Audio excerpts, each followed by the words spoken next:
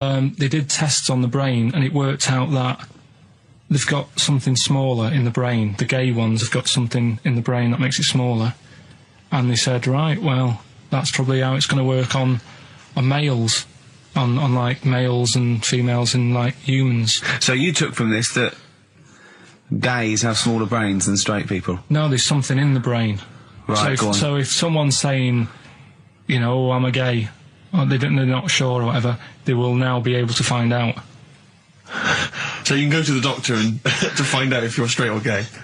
Is there any gay in my brain? Let's have a look. You've got a little bit of a gay in you, yes, a little bit of gay in there. Yes, you've got the, you've got a little bent cell there. Well, that's why they did it, anyway.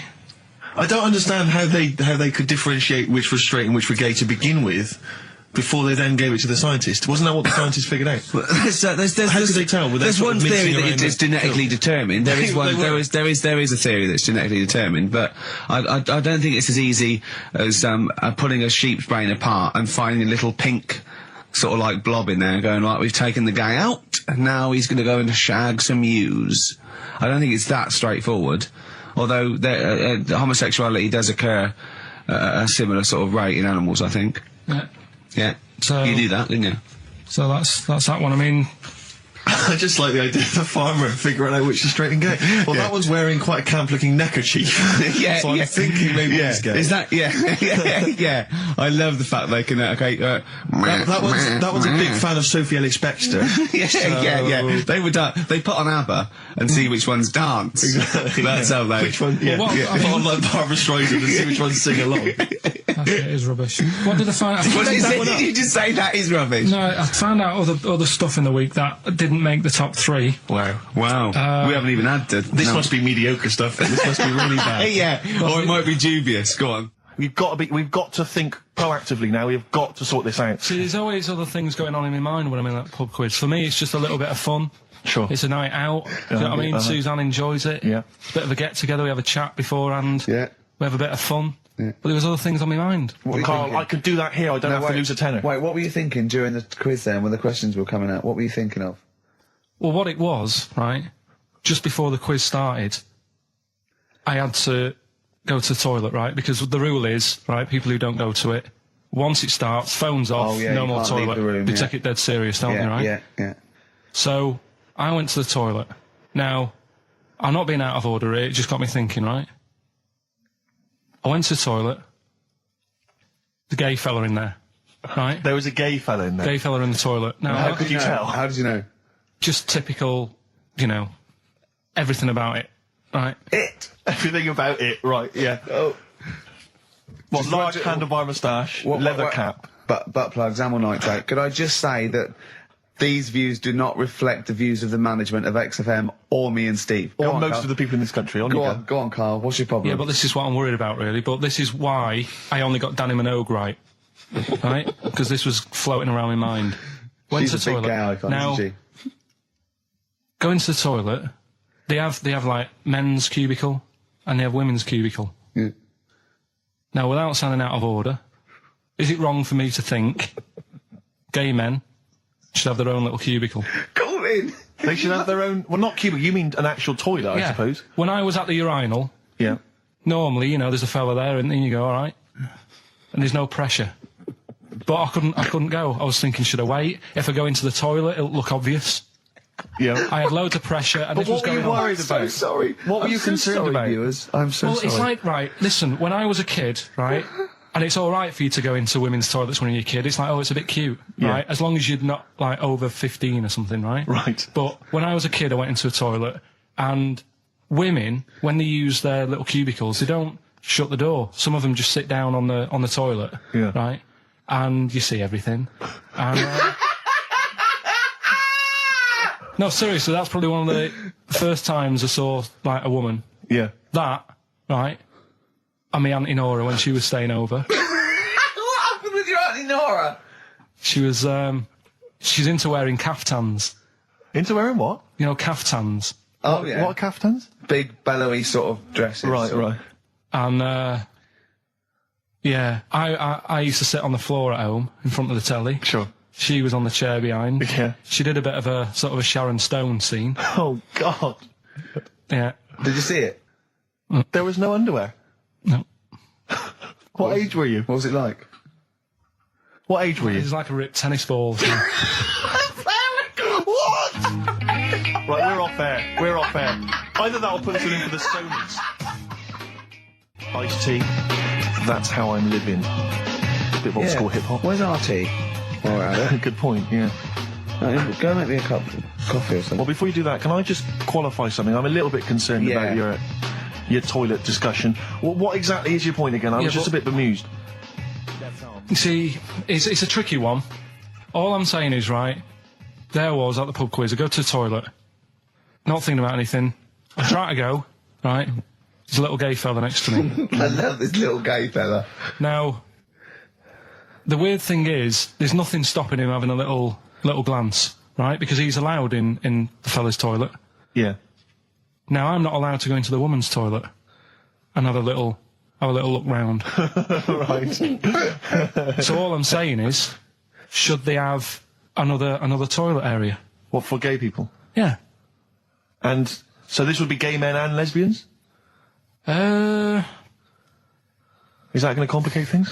Well, I mean, I can only assume. I mean, to what point? I'll ask you a question, right? If you're intimidated, that's a shame. But you know, most gay men aren't looking at your knob. You know that. What do you mean? I can only say that 99.9% of gay men who use a urinal standing next to what they assume is a heterosexual man aren't looking at his knob. And what they're doing then? They're emptying their bladder. No, but the thing is, I can't talk. you're saying like, you know, about would you have one toilet for lesbian women and gay fellas, right? Well, does that mean? Yeah, would it be mixed? Would it just be? Well, would it have a man on one? That's heterosexual man. One little picture of a woman, other, and then what? What would the little icon be? A man and a woman? A man and a woman. Just having a chat? Yeah. In pink and Doc But Martens. you couldn't mix them, because then what would happen is you'd get people who are going, oh, I'll play up to this a bit. What, pretend to be gay? And yeah, you know, sort of grow a moustache and shave their head. And pretend to be a lesbian. Right. Yeah. So, I see. So, you know, people pretending to be gay so they could go in and have a look at the lesbians. Yeah. Right. So that would mean that we need 4 cubicles now, would we? Yeah, no, this is fine. 4 cubicles. So every pub How now... many toilets do we need at the Every moment? pub's now got 4 toilets. Oh, Carl, bisexuals. Yeah. Now, interesting. Bisexuals. How many toilets do we need now? Call the council. Do you use any? Huh?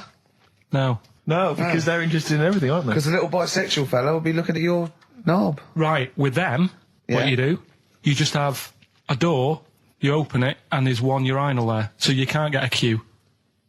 They have to sort of wait. I just thought that, well, why can't there just be a thing between the urinals so no one can look at anyone else's knob? Wait a minute. Just to go back to Ricky's point, what stops, even if we've got the toilet for gay men, what stops the gay men who want to have a look at your willy going in the regular toilet and pretending that they're straight? Most men don't Who is going to police this? wear gay across their No, head. exactly. They don't have a tattoo. There's no branding yet in the British house where they have to declare. So we're going to have to expand this. What So we've do all you- got to carry identity Do you know cards. you can see a gay, can you? Coming a mile off.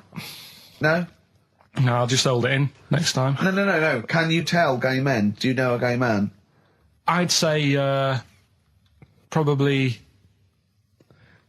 if you did if you lined some people up Yeah. and said point them out, I reckon I'd get. But hold on, we're not talking about people dressed in leather with the arse cut out and an handlebar moustache. Yeah. We're talking about, the everyday, No, non-seen... of course, Oh, no. well, yeah, but I mean, suppose I put you in a room and there was 10 naked men, right? Yeah. And there's 5 gay men and 5 hetero. Could you walk along that line looking at those gay... Am I naked No, you don't have to be naked. Why would you have to be to naked? catch them out? How would you catch them out? Don't go into it. Don't go into it. Play a record. Miserable now. Would you share a toilet with Morrissey? From Manchester, you have a lot to talk about, wouldn't you? Yeah. We've had an email, Rick, from Jim, and he's just simply said, what about a separate cubicle for bold Mancunians? Also, can I send a big shout out to my grandparents, who I believe might be listening on their new digital radio? They're pretty high tech. Very nice country. Yeah. Are they the merchants of Bristol? Merchants, Yeah. Props to them. Props to them, yeah. It's a slightly truncated show, isn't it, today, Carl? We've got Monkey News, I would trust. I don't like change, and that's what's happened. I'm not You don't, do you? You're like Rain Man. Yeah. He really is like Rain Man. Anything change, he's got to get in a little routine. You can't. I don't like to. I'm not like Suzanne's mum and dad and what have you, where routine cannot change no matter what. Like what? Well, we've talked about it where, you know, if it's a Tuesday, I'm having sausage, egg and chips no matter where I am. That's what they're like. Right. That's what they'll remember, actually. When I'm saying about stuff about Live 8 and all that, you know, people will remember. If people said to a dad, you know, you remember Live 8? Okay, what day was it on? Tuesday. Well, I had sausage and chips.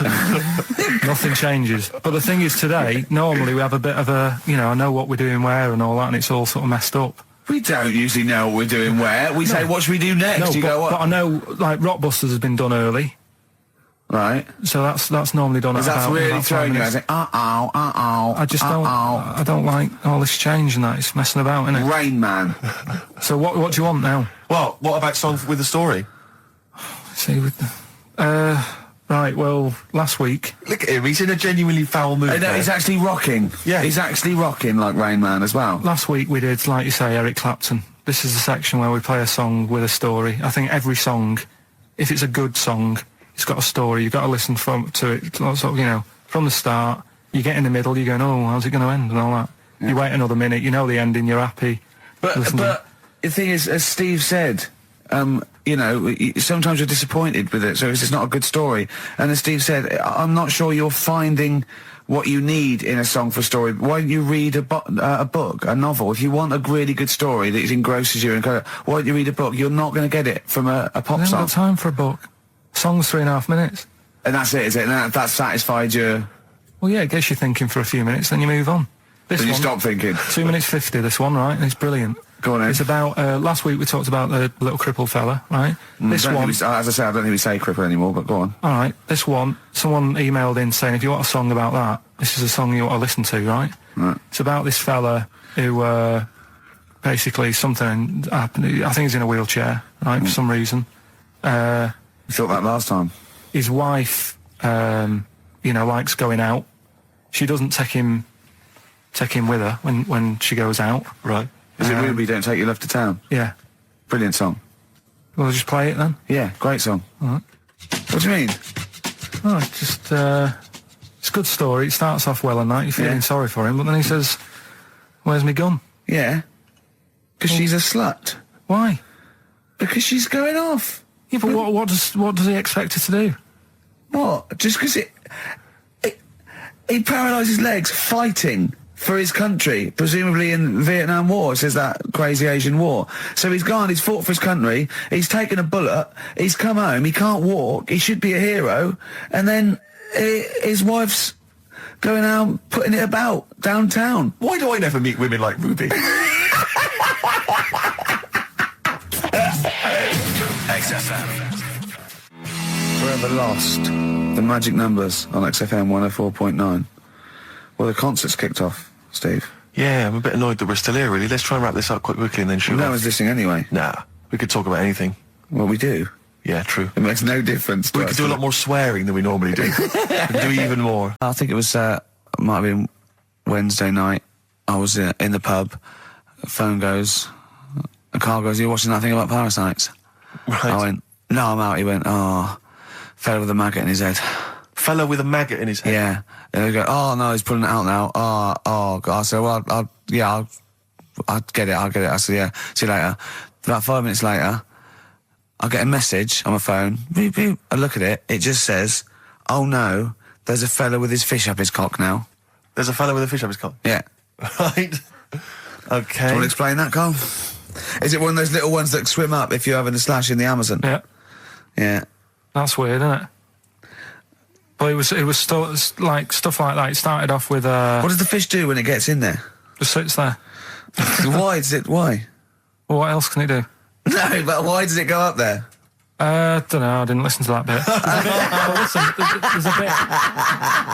There's a bit, he started off with a fella who had a bit of meat and got a tapeworm inside him. Yeah. And he grew it for however long, and then it came out at the end, it was about 7 foot long. On purpose? Yeah, he did it on purpose, yeah, for the programme, right? I think, probably slimming, isn't it?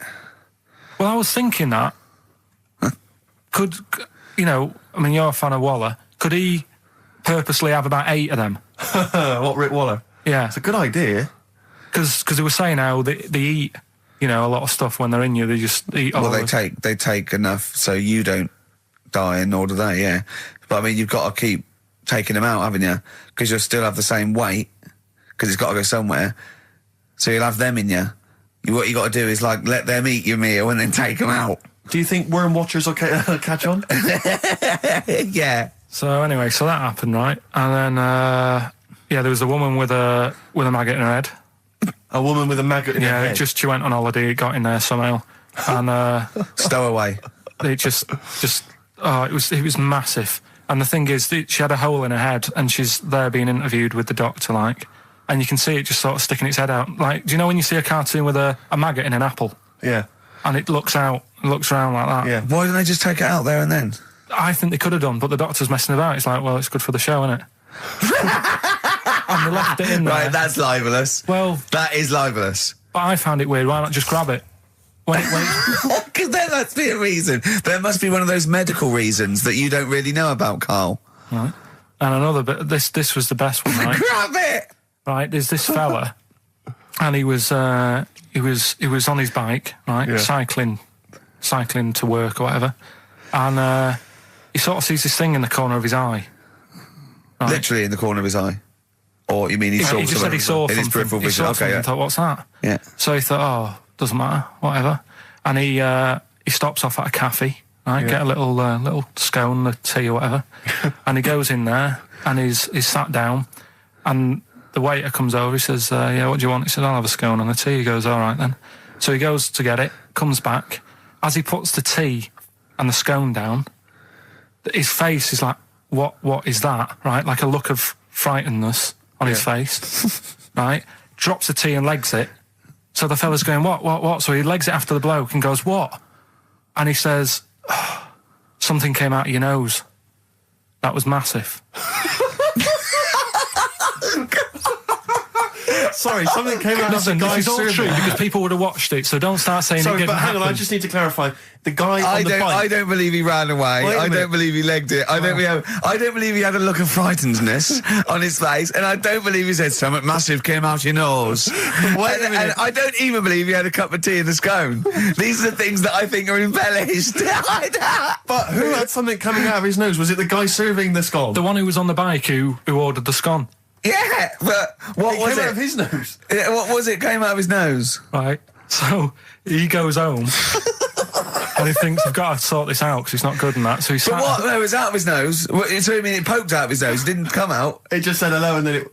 It was like the maggot in the head. Yeah, he just yeah, popped, it just- popped his head out, had a look around and went back in. Why did the bloke drop the tea and run? Well, it's weird, isn't it? All right, so he goes home.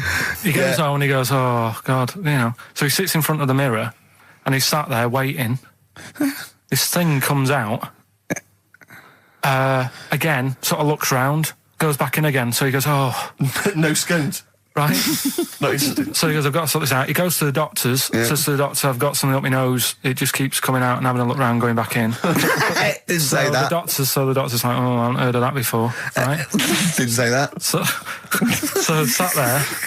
It does it again. The doctor looks, frightened again. Runs away. Yeah. He Well, he's got a look of frightenedness on his face. he had a look of medical frightenedness. Yeah. He dropped his stethoscope and legged it. No, he said, I know what it was. I said, what? So you got a leech up your nose. He had a leech about that long. What's radio? Well, how long's that? 4 inches. 4 inches coming out of his nose. Next time it stuck its head out, he grabbed it, pulled it out. That's horrible, though, isn't it? Isn't it? I was telling you about the woman over the road where I live. The one that walked around naked? There's a woman who walks about the flat naked, This right? is when Carl was watching a woman naked. Then she looked at saw him looking. So what he did, this is the genius he did to get out of this, he pulled his pants down so he was naked too. His girlfriend comes in and goes, Carl, what are you doing? He went, I can't tell you now, but don't look out of the window. Yeah, go on, sorry. That woman, she's bought some blinds.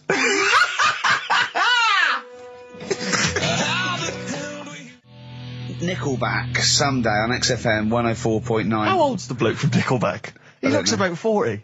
It reminds me of, you know when a kid's made up a fate to look like a lion? Yeah. Do you know what I mean? It's like the Wizard of Oz lion. Yeah. But, you know, good tune. No, I'll be controversial. I think rock rules the world again, Steve. Well, I would hope so, mate. Do you know what I mean? Are we going to hear some rock later in the show? We're going to hear lots of rock. Excellent. In fact, I might even play a little bit of Rainbow. Blimey. Just to, you know, we've got the darkness, but Sure. I want to remind them where it all came from. Yeah. You've heard the Liz. Yeah, yeah. You're going to hear the Bow. Cheers, mate. Thanks for that. No, just high five. Yeah. So, Carl. Yeah, keep it real. Here we are then. Oh, Back. incidentally, before we carry on, I just thought, it's weird, I was reading some of the fan emails and stuff we've got, and one of the things a lot of people like, it divides the listeners, is your laugh. It's interesting. Some people love it, they find it infectious, they find it adorable. I mean, close up in a small space, like a kitchen Terrifying. or something, it's annoying. Like, Carl was annoyed, because I squeaked in his ear earlier, didn't I? Sure. Why did I laugh? You were on the toilet? I think I squeezed his head again, didn't I? And he said, no, it's not 1 o'clock He doesn't yet. like the squozing. The squozing head. But, but it's it the just- squozing one. The funny thing is, right, we were out a few weeks ago with a mate of mine, right, and he went to squeeze me head, right, give it a squoze. Sure. And I was like, don't do that. You know I don't like it, right? And Ricky said to me, mate, yeah, he doesn't like having his head squoze. As if it's like Marmite. As if some people love it. Yeah, yeah. And some people hate it. Sure. Yeah, okay. Well, anyway, Yeah. there was a little taster of the laugh. That was more the kind of deep, throaty laugh, the belly Yeah. laugh. But there's that kind of high-pitched squeak that you do. When I've got to sometimes. get air out quickly. Because Exactly. I'm going to burst. Sometimes I laugh so much that my liver and all, they try and get out to it. So I have to get it out really fast, like a siren. Right. Do you know what I mean? Is that how you explain the fact that you're quite fat? Yeah, That's just laughter waiting to come out. Yeah, Every time you laugh, solid. you become a svelte young thing, like Brett Anderson. Oh, dear. Well, anyway, it reminded me of the game that you and I used to play in our very early days of XFM, when it was literally Make Ricky Gervais laugh. Make Ricky Gervais laugh, which was a great game. I think. I remember the first one. It was that fella drinking a pint of beer. Yeah. I remember Yeah. the very first time. It yeah. never. I tell you what, it's you not know what great. though? Ant and Dec do it now. They actually. It's very similar to Make Ricky Laugh. It's called Make Ant Laugh. Interesting. So many of our great ideas have been stolen. Yeah. Or stoled. Stoled, yeah. And anyway, I was looking through the paper in the week, and there was a picture which which I think might be a Ricky Gervais, Make Ricky Gervais laugh. I don't know. Again, obviously, it doesn't really work for the listeners at home, but I'll try and do my best to describe it. Can we stop saying my name because it's like a Dave Gorman project? Can we just stop? It's getting. Let's say a word often enough, it doesn't mean anything. Yeah. Let's stop saying Ricky Gervais. Well, what we're going to refer to you as. All right. Well, Make Patty Laugh is a new game. I'm trying to get one of those squeaks of a laugh. I'm concerned because I know. I'm not a monkey. I'm not Sure, you're not a performing monkey. No, okay. I know that. Right. But anyway, let me just briefly summarise the story for those at home. Okay. The headline was Mum 48, a mother of 48 seduced boy of 14. Well, that's not funny. Not her own boy, obviously, but a neighbourhood child. I don't think it's a funny story so far. He said Grand Lana Allen, 48, led him upstairs and undressed to her waist, then took his trousers off. Okay, bear that in mind. This is a quote from him, right? Bear in mind, he's a 14-year-old boy, he's quite excited about this. He says, then we had sex, it was every boy's fantasy. Alright? You're going to show me the picture of her now, aren't you? So it's a picture of her. Oh, this is not... Bear in mind... This is... Okay. In his own words, Rick. Right. In his own words, this was every boy's fantasy. Okay. Here's the picture. It's a silent laugh. He's collapsed on the floor. I wasn't expecting that. I was thinking it looked like a fat man. I was not expecting that. Oh my god. Oh god. She looks like the drummer of Iron Maiden. She looks a bit like Lemmy. But I tell you, she looks like reminds me of most. Did you see those? They've got her with a fag on as well. No, I know. That's her with them out of makeup though. Carl, have you seen Every Boy's Fantasy? You should see. Oh god. Have a look, Carl. Oh god. How old is she? 48. Oh. Oh, God. Oh, 48. That's lovely. Nothing wrong with that. I'd say if you don't know if you didn't see, you weren't lucky enough to see the picture, she looks just like the oldest man in the world. His photos on in newspapers and on the web for a while. He was about 135 or something. Carl. Look, it's, you know, Carl's got a theory that Chinese people don't age well. This man was a Chinaman, right? And he was 120 or something. Yeah. Did you see a picture of him? Yeah, he's still alive. No, he's not. No, He's dead. is he not? No, He's died dead. at 120, so... He said 120 or something, but makes you wonder. What makes you wonder? Well, because they don't age well. I think he's using that. He's probably about 37. Oh, God! Honestly, we walk down the street, right, and we see an elderly Chinese person, Yeah. right, and Carl would go, I'm just thinking he is. Yeah. Like, it's not... I don't understand this notion that Chinese people don't age well. I don't know where this has come about. No, I mean, I'm not having a go. No, right? I never want anyone to think I'm like having a go at them. But they are really good looking and they're healthy and that. Till they're about... I've never seen one, right? Can you tell me if you've seen a Chinese person who's about 30? It's either 20 or 50. There's no middle ground. This is what I came back for. This is 2 hours of absolute drivel from the brain of Karl Pilkington. Let me just check something. So the Chinese gentleman who died recently was 130. Your theory is... Sure. Your theory is that he's maybe in his late 30s, early 40s. Yeah. This is an elaborate conspiracy on his part, because obviously whenever they talk about the oldest people in the world, it is always a Chinese person. Yeah, invariably. they do, yeah. I mean, they seem to win that every year. Go on. So your theory is that in those small backwater villages in China... Ross McWhirter comes to a little village. they go, the Guinness guy's on the way. He goes, well, until recently, the oldest person in the world, how old are you? And they're so embarrassed, because they think they look about 120, they go, 120, they go, really? Yeah, can I have his birth certificate now? In fact, I think this Chinese bloke it wasn't verified by the conspiracy because he didn't have his paper. Did you see Paul Hogan? How does a fish work? Darkness, growing on me, XFM 104.9. I'm Ricky Gervais, with me Steve Merchant and Karl Pilkington. I lost him, didn't I, in a little conversation? Yeah, you were talking about quantum physics, to be fair. Yeah, I was explaining what a black hole was, because we were talking about that as well last night. And just halfway through, he just went, yeah. And put his headphones on. Yeah. Brilliant. Yeah. Oh, the thing about Karl is he speaks with such authority about things that he thinks he knows about. Monkeys. And when you try to explain to him about stuff, you know, he goes, no, of course ghosts exist. And you try to explain to him why it's conceivable they don't. No. He can't be bothered with that. Yeah, you did all your learning at about 12, didn't you? Yeah, but I'm still picking bits up now. Said without irony. Oh, brilliant. What have you learned recently? Anything interesting recently you've learned? Darwin, that's why I was asking you about him. Right. Yeah, Darwin, we know what you did, didn't you? I don't know what he did. I just read the other day that they've got a treatment for whatever illness he had. I thought it was a bit late. Can you imagine that, saying that to his family? What did Darwin do? I don't know, you were just trying to explain it to me, but I'm busy doing stuff, aren't I? I can't take it all in whilst I'm sorting the ads out, putting CDs in. You know what I mean? Ticking off the knob news. No, but he formulated the theory of evolution based on natural selection. Yeah, but wait, though. Do you think that's good? Do you think he's well done? You're impressed with that? Because you're not impressed with things like, you know, you famously said, Newton, so it said gravity, but it was already there. If we'd have been floating around, it'd been a problem. We weren't, so keep out of it. That's what you said. You said Einstein. I've never used EMC squared in my life, but the bloke who invented the video recorder, I watch one a week. So I wonder if you're impressed by Darwin formulating, I think, the most important scientific theory since Newton's laws. Has it made a difference? Or whatever he said, would it have happened anyway? You can't do that. You're not allowed to say that. You can't say, oh, well done, I'd have found it eventually anyway. You can't do that. You've got to give people their due, do you know what I mean? But now it's difficult to find stuff because there's less to find out now. It's not a competition. But on what scale? On what scale are you looking at? Why do you mean there's less to find out? Well, now, I mean, they're bringing stuff out that... Do you know what I mean? It's just... The iPod.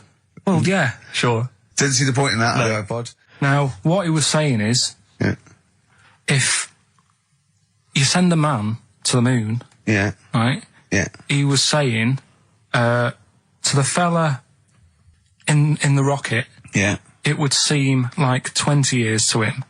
Yeah, not the moon, but yeah. No, it was. That's what it said. It said the moon. Well, it wouldn't, because it's only about... No, but listen. So it took 20 years to the fella, yet people who are on the Earth, it would seem like 2,000. Yeah, because time is relative, not... I don't... What do you mean? Right. Well, listen, the fact is that it's tending towards the speed of light where it really makes a difference. They've even done it with atomic clocks where they've sent one up, even in Concorde, and it's like 0.01 of a second difference. What is the watch? Yes, yeah, because greater speeds. But why does speed affect how a watch works? Right, I don't think this is a conversation... Because, look, speed is... Sorry, See stop. what I mean, though? Just See stop what for I a mean, moment. Steve? Right. See what I've done? I don't think this is a conversation to be had on a Saturday afternoon on a radio show. But I'm just saying, though, it's not me, is it? It is you. You went quiet, Steve. No, because... You're having problems Because there. I'm not going to be able to explain it to you. I will explain in to a you light, frothy way. It's speed equals basically velocity equals distance over time. When velocity doesn't change and nor does distance, time has to. That's his theory.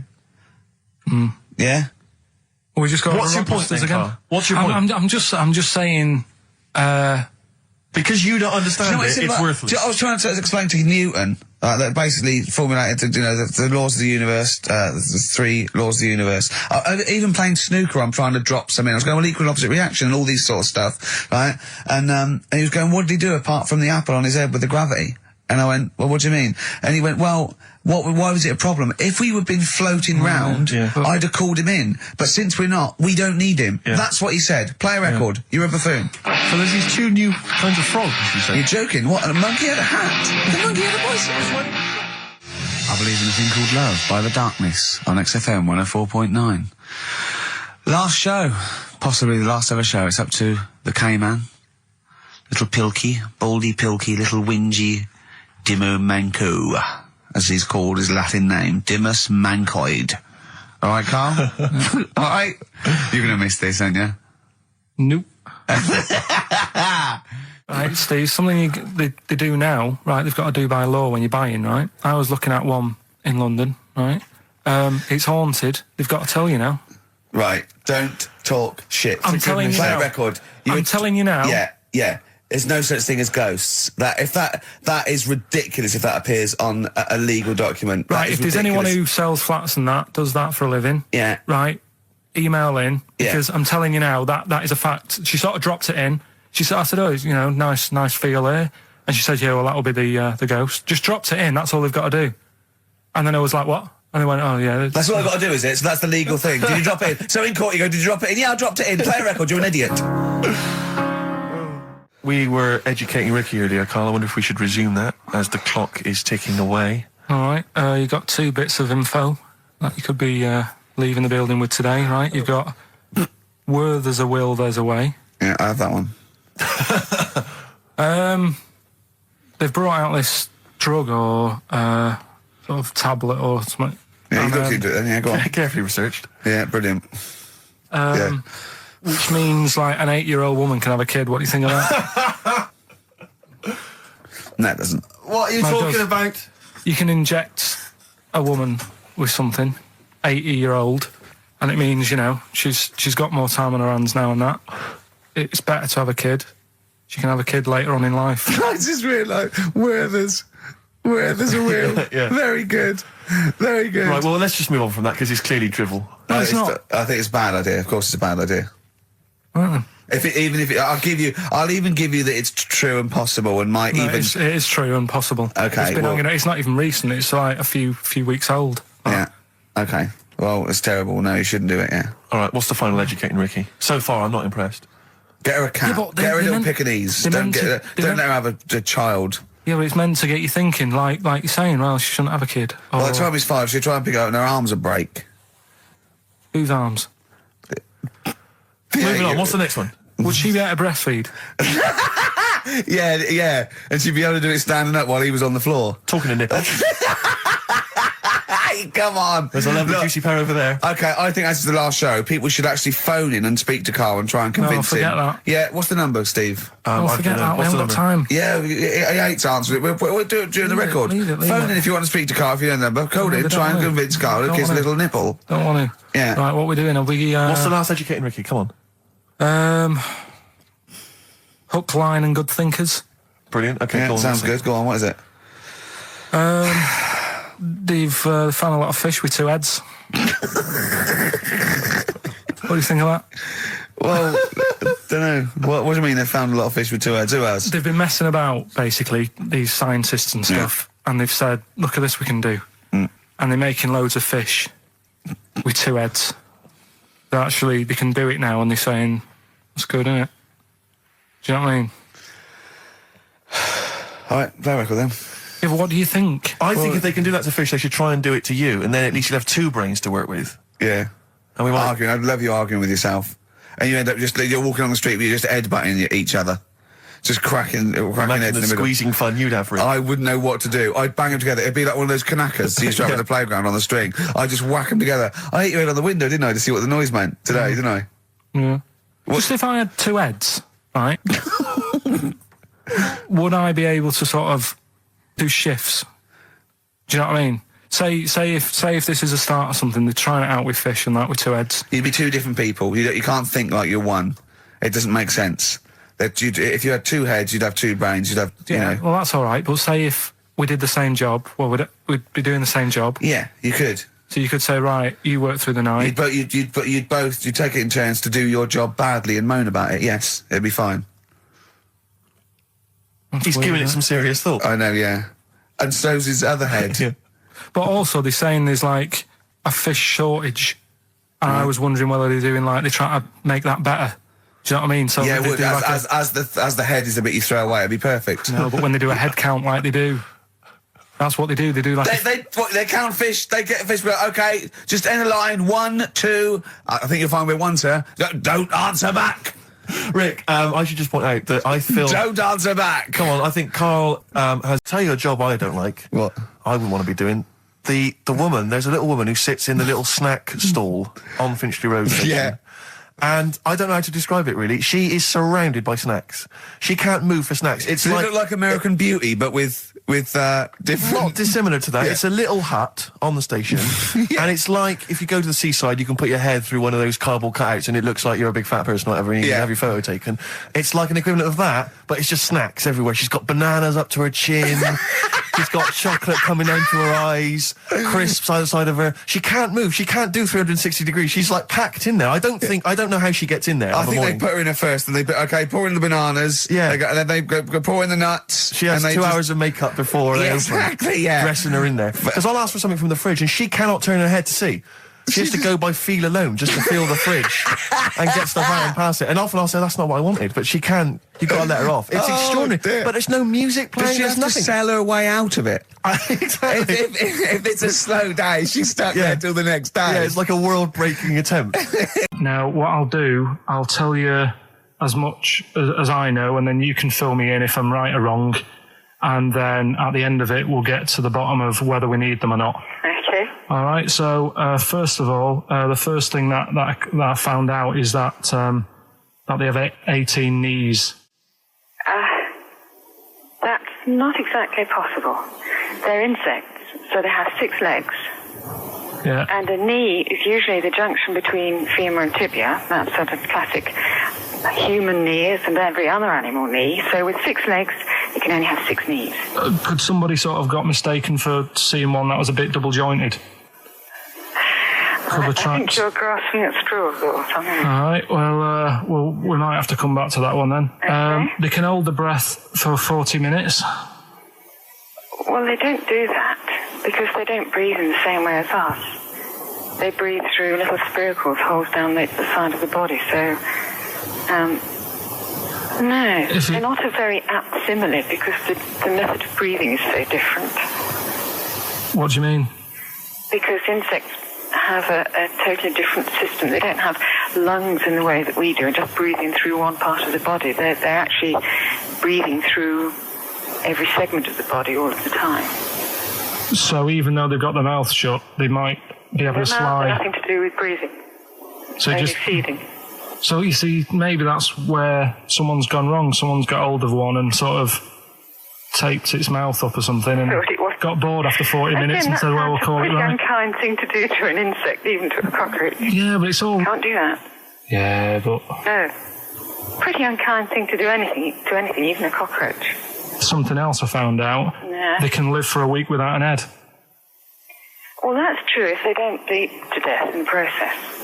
But the weird thing is, when I told you that they had 18 knees, you seemed a bit sort of like, don't talk ridiculous. But then we're talking about an animal that can live without an head. So there's a little bit of truth in that one, yeah? Yes. Why, when it was invented, has it got that facility?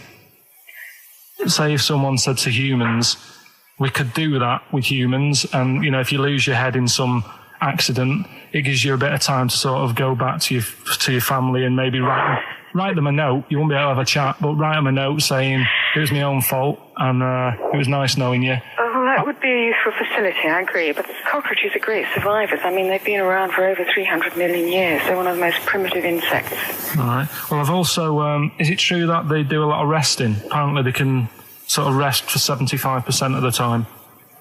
Rest? Yeah, they just sit about doing nothing. It's probably true of a vast proportion of the world's fauna.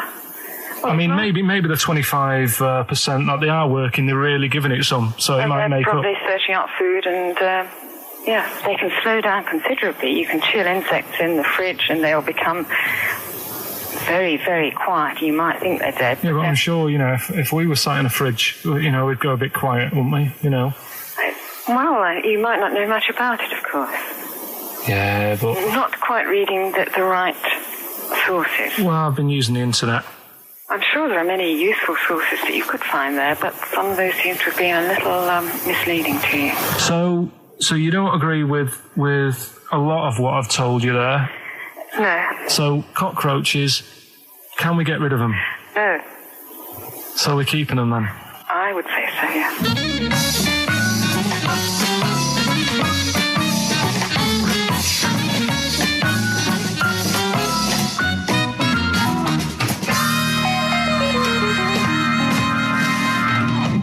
I think we should get her on more often because she sounds like she'd be a bit of an ally, really. Because she knew immediately that you were talking nonsense. She even said, I think you should be more concerned about your sources, which I've been trying to tell you for a year. Right? The fact, I mean 18 knees, where did you get that from? It was on the internet. They can hold their breath for 40 minutes. I mean, I don't know what you read and take on. Mad world, don't it?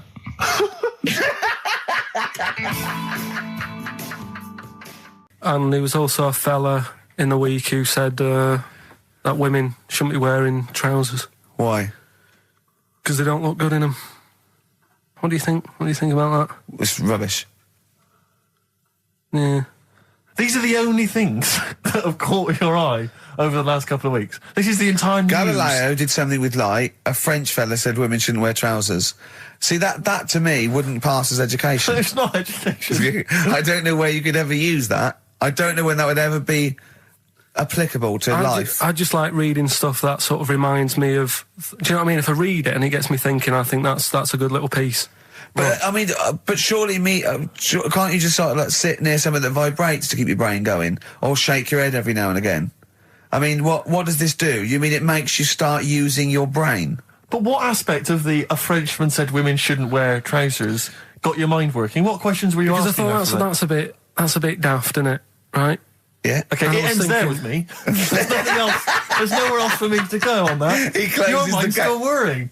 Yeah, go on. What do you think? Let's go through this. Oh, I wish we could download his thoughts. I know. Just watch it. Yeah. Wouldn't it be great, like a DVD? Cartoon. Imagine that extra footage on the Office DVD. Yeah, Carl's brain. That would be with amazing. Oh, with the commentary. Go on. Women wearing trousers and that, right? On the estate that I grew up in, on right? There was a woman about 4 houses down, right? Rough. Now, she used to wear leggings. Yeah. No, they're a bad idea. They are a terrible idea. I agree with you there, Carl. If you're a lady of What the colour? normo persuasion... Were they pink? No, they were sort of black, but with all bits on them. Oh, right. Do you know what I mean? What, toast and just horse bits. droppings? Yeah, go on, yeah.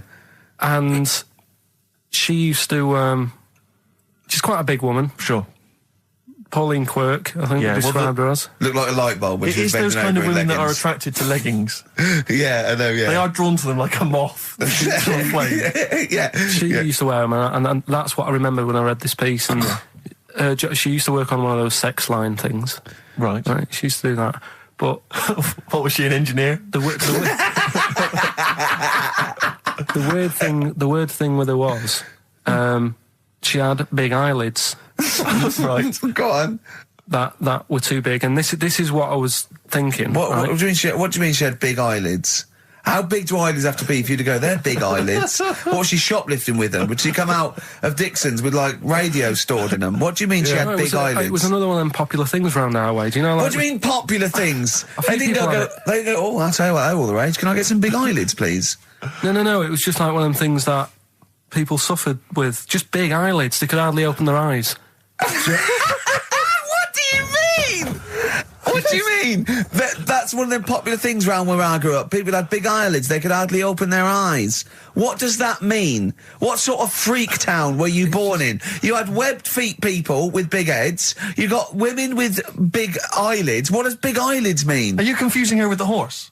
Yeah. Did she have hooves? Look, what? Anyway, so there's this big eyelided woman with the And leggings. that's what I'm saying to you, though. That's when I read that story with people with trousers. Yeah. I went from that. Yeah. To into a that. woman who used to have big eyelids. I still know the point. But then, and also the other bloke who had the eyelid problem was a mate of mine. Right. His dad had it, and same problem, massive eyelids. I don't know what that means. I don't know what that means. I used to say to my mum, I'm going round to Dave's house. Yeah. And Or to Drew say, Pig, well, as you call him. that's all right, but make sure his dad doesn't take you out in the car, because he could hardly see. He had to have his head. He had to tilt his head back to keep his eyelids Make open. sure! Didn't he have a couple of matches with him at all times? What a load of gobbledygook. well, that is- This began as educating Ricky. I know, So it's what, like he was people thinking, with eyelids. But it's like you're supposed to make that leap as well. If Yeah. I mentioned the trousers, Ricky will probably be thinking about people with big eyelids and women wearing leggings. Play a record, Carl. White Van Carl. White Van Carl. Yeah, this is where we steal the White Van Man column from The Sun and basically fire those questions at Carl, getting his opinions on the week's news. Okay, Carl. Okay, what do you make of this? David Beckham apparently was driving despite having an injured foot and just further threatening his World Cup chances. Hey, obviously, you're a big football fan. Well, I'm not that big. I like the odd game. Sure. Would that hurt him? Would that hurt his foot? It can be good. Is it in can't a plaster? It's not in a big cast, Sure, is it's it? better to drive than it is to walk on it. Good point. Fair enough. Yeah. Go on. Can't argue with Can't that. get the bus, can he? Okay, and what do you make of this fascist leader who's having a lot of success in the French presidential elections? What's he doing? Have you not come across this story? No. Right, this is one of the big political So stories. he's got far right that got nearly 20%. He's in a one of the- far-right fascist leader and he's having considerable success in the French elections. I don't think we should be asking Carl questions like this. Not a something lot. you've got to I'm getting scared. There's all sorts of bad stuff going on in the world that we don't know about. Yeah. But we know about this. Yeah, but you're better off not knowing, because there's nothing I can do about it. You're absolutely right, Carl. Fair enough. I can't argue with that. Oh, God, that's man alive. fantastic. That is brilliant. White Van, Carl. Yeah, White Van Carl. I mean, for those that don't know, we do this. We on ask this week. Carl the questions that the Sun asked someone else. That's right. The Sun every day asks some, average Joe his views on the week's big stories. Carl, let me ask you now. What do you make of Prince Harry smoking openly at a polo club? Are you aware of this story? No. Was it? Go on. Prince Harry, you know that he's one of the royals. Yeah. And he was seen smoking openly, a fag, a cigarette, a polo Third in ground. line to the throne. Something like that, yeah. Imagine that. Someone Hey. smoking a cigarette who's third in line to the throne. A cigarette, Carl. Is it a non-smoking polo club? Do you know, I don't know, but if it were, would that make things even worse for you? Well, No, yeah. seriously, what do you make of it? This is, the whole, the furore is he's a role model, he's a royal. Should he be seen puffing away in a public place? I don't think it matters, does it? Not a concern for you? How old is he? Is he old enough to smoke? I think he probably is, yes. Right, yeah. Well, fine. I think the trouble with this role model thing, with anything that's legal, it should either be illegal or not. Yeah. I just don't think you can impose things like that, because you could say that it is bad for you, and it is bad to start smoking, and it really is bad for you, and it causes cancer and everything. But everyone knows that, don't they? Well, yeah, but you should either make it illegal or shut up about it. So this is Carl you're asking, isn't it? I am indeed. Sorry, So we can throw these questions your way as well if you fancy. Sorry, yeah. It doesn't matter. But Carl, what are your views generally? I mean, it's obviously cigarettes are perfectly legal and so on, but what about stronger narcotics? Because I know you're very scared of drugs and stuff, aren't you? I'm not a fan. I don't No, what's your concern? What's your worry? Just that you might get into them. It's like you might have them and go, oh, this is all right. Exactly, Carl. Exactly. Although I was talking to you about it earlier, and you weren't very sympathetic about a lot of young people who have perhaps gone to crack or smack. You describe it as their own fault? Sometimes it is, isn't it? Yeah. I mean, I could have turned to it where I grew up, but I said, well, don't want to do that. It's not good for you. Sure. And I avoided it. You turn to ghosts. So you've got no sympathy for anyone who's a drug addict? It's their own fault, It depends, doesn't it? Sure. Do you know what I mean? You can be an addict if, I don't know, something, I'm trying to think of a nice way that Well, you most might people end up... start on stuff like that because something really traumatic's happened to them. Very few people go out for a laugh one night and go, let's all try it. Sure. So, but... Yeah. Just say no, I suppose, is the Just say attitude no. in the end. Listen to the cast of Grange Hill. Now, this will scare you. Now, Carl, you will be a little bit unnerved about this. Have you seen the film Jurassic Park? Yeah. You know what happened there? Well, according to the Sun here, it says scientists are planning to clone mammoths for a theme park. Look at his face. Look at that. He looks like a dog caught in the headlights of a car. He's terrified. I love Carl. He sprung to attention Carl. there. Is that the best news you could have? Man moths.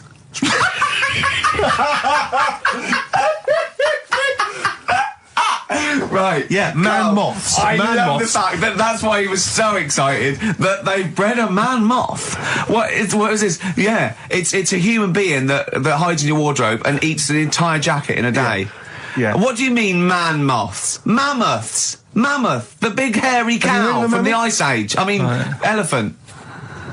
You're not so excited about that, then? You can take or leave bringing back mammoths to life, but a man moth... A man moth is a different matter. Oh, if we'd have never brought that up, he'd have gone and told someone now. Yeah. They've bred an half man, half moth. This and is that's what we that's how mean. things start. This is what we mean when you hear don't- these ghost Are you stories. slightly deaf? Is that it? When you hear these stories, you're slightly deaf. And his head was in the basket, and he went, count how many times I blink. Is it? Carl, is English your first language? Are you actually foreign? Is that the thing? yeah. Should we speak when we say slower? foreign, we mean not of this planet. Yeah. Should we speak slower? Would that be a help to you? No, go on. Next What do you one. make of that? Do you think that's good? Seriously, Do you the think idea that's of good to bring back mammoths? prehistoric animals. These giant elephants. They're slow, aren't they? It's not as if they're going to get out and run fast and they can't capture them. They'd probably be a Like fence, to be elephants, honest, aren't Carl. They'd probably be a fence. they? No, but you're asking it as if it could all go wrong, but it couldn't, could it? Well, Really? but the point was about Jurassic Park is they thought it wouldn't go wrong. They thought they had it all under Yeah, but control. that was and Have you learned dinosaurs. nothing from Jurassic Park, Carl? Dinosaurs would say, think about it before you do it. But with a hairy elephant, it's not going to... Not a concern for you. Would you go along to see him? Would you be interested in that? If it was in the area. He's great, isn't he? I'd love a queue, Nothing right? impresses No, him. but what I'd like to do is Carl sitting like Yoda in a little cave, and I'd just like to see people like Tony Blair and Stephen Hawking's in a queue, and they go and say, "Carl, got a bit of a problem." And thinking of cloning a man and a moth. Problem? Not an issue. No, if I'm in the area, I might cruise around and have a look at it. Otherwise, just don't send it near my clothes. Oh, that's fantastic. So it's just for a second. As the words "man moth" came into your head, how excited were you? I mean, were you both terrified and excited? For the moment when you thought that they'd cloned a man and a moth? I pictured... What kind of face did he have? Did he have the moth's head, or was it a man's head? just a little man head. Right, what was his face? What did it look like? He just was a bit shocked. Perplexed, yeah. Yeah, it was like he'd been grafted onto the body of a moth without his consent. And when he was asleep, yeah, he'd woken up. he just went in to have a goiter removed, and they said, "We've He replaced woke your up with goiter with the body of a giant moth." Yeah. Is that all right, Mr. Jenkins? So he had the head of a little. Was it a little boy or a man? Little man. Right. Okay. And he's just bumping into a lamp. He's just bumping into a lamp. If you went into hospital and they'd done something, what's the worst thing they could do, right? What would you rather have done, right? You wake up and you've got lobster claws for hands. Right. You wake up and you've got duck's feet. Or you wake up and you've got one horn coming out of your head. The worst thing, Yeah. probably the horn coming out of my head. Why? Get in the way. That'd be useful, wouldn't it, in fights and stuff? And for like parties, people would make Well, I points. suppose the lobster claws would also be quite handy there. Definitely. Listen, we haven't done it for a while. White Van Man. I thought there's some interesting questions raised today, and I think it might be nice to throw them Carl's I think we direction. set Carl up again in the last hour as a person that people want to know They wanna his know what he's opinions thinking. on the They wanna world. know Yeah. what- if you're not familiar with it, on Saturdays, the Sun newspaper asks a typical white van driver questions his opinions on the week's news, and we thought we'd throw these in the direction of Carl. Yeah. And then, what do you make of this teenage thug, Carl, Mickey Carroll, who spent 4 months in jail and he's won 9.7 million on the lottery? Is that justice? When you think of all the good people that are going hungry, and there's a lad there and he's won. Did he buy the ticket before he 9.7? went in? No, I think he bought it once he'd come out. So he's done his time. He's done his time. Fair enough then. He's been punished. Yeah. Right. He's bought a ticket. He's had a lot of bad luck. Mm-hmm. Now he's having a bit of good luck. Quite right. Next one. Are you concerned that now he's got all that money, he could turn into like a sort of mastermind villain? You know, like a James Bond style villain? He's got a criminal streak, we know that. Is that a concern for you? I mean, we imagine don't. that he could build some kind of underwater We fortress. don't. With my lawyer's hat on, we don't know that. Yeah, well. Well, he'd have to prove that he didn't have a criminal streak. I'd say you've been in jail for 4 months. Yeah, well, sometimes people are bad because they haven't got any money, so he might be Interesting an point. angel of gold now. Or whatever the Yeah. saying is. It's a long time since we've had any white van, Carl. For those that don't... Right. This is going to be so annoying. No, it's not, honestly. Well, it is, because you're going to think it's science and it's going to be trite. Alright, well... Go on. Right, little story first, right? There's this funeral, right? And this girl was at a funeral. Same funeral? Yeah. Right. It was a mother's funeral. Oh, yeah. Right? She met this fella who she didn't know, right? But she thought this fella who she met was amazing. She didn't know him, right? But she thought he was brilliant, right? Like a dream fella. Right. And she fell in love with him, right? But never asked for his number, his phone number, right? And she couldn't find him. Now, a few days later, the girl killed her own sister, right? Yes. Question is, why did she do that? Okay, well, it's one of those stupid things then, isn't it? So it's not logic, it's what am I thinking? No, it's not. Seriously, it's a proper, it's proper real mental logic. test. It's a proper mental test. A mental test. It is a bit mental. So you understand the story, yeah? I kind of. Let me just get it right. So there's a funeral. A girl goes to the funeral of her mother. Yeah. She meets the guy, or she meets the guy at the funeral. She meets the bloke. He looks all right. I fancy a bit of that. Right. Has a chat with him, Yeah. but doesn't get his name, doesn't get a phone number or anything. So to cut a long story short, the things are asked, right? So the reason she kills her own sister, is this something to do with finding out something about the man she met? Well, just answer the thing. Just why do you? Oh, okay then. I'll answer it then. She went mental. He was a spy called Derek. What do you mean, just answer it? Anyway, I'm testing Steve. Right. Well, she killed her own sister because her sister had stolen some money from her and was sleeping with her husband. Is that it? Well, I don't know, Carl. I don't know. It's an answer. It's an answer. I don't know. What's the answer on the paper? So, Well, come on. What is? come on! Well, the answer is No, an answer is... that she was hoping that the guy would appear at the funeral again. He'd go to the funeral. Right, that's not a proper psychological test. It is. It's one of It those says here. stupid little shitty things. It says It's like here. a man goes into a field and dies. Why? His parachute didn't open. That's what I'm thinking. I'm surprised you learn anything. Oh, Honest to I God. love I'm that. surprised you Romeo learn and anything. Juliet. Oh, Juliet's a fish. It said she was hoping that the guy would appear again at a funeral. If you answered this correctly, you think like a psychopath. This was a test by a famous fella, right, who used it on killers, and most of the killers got the answer right. Did you also think that? Was that the answer that you gave when you first read it? I didn't know. But I wondered what you would have got.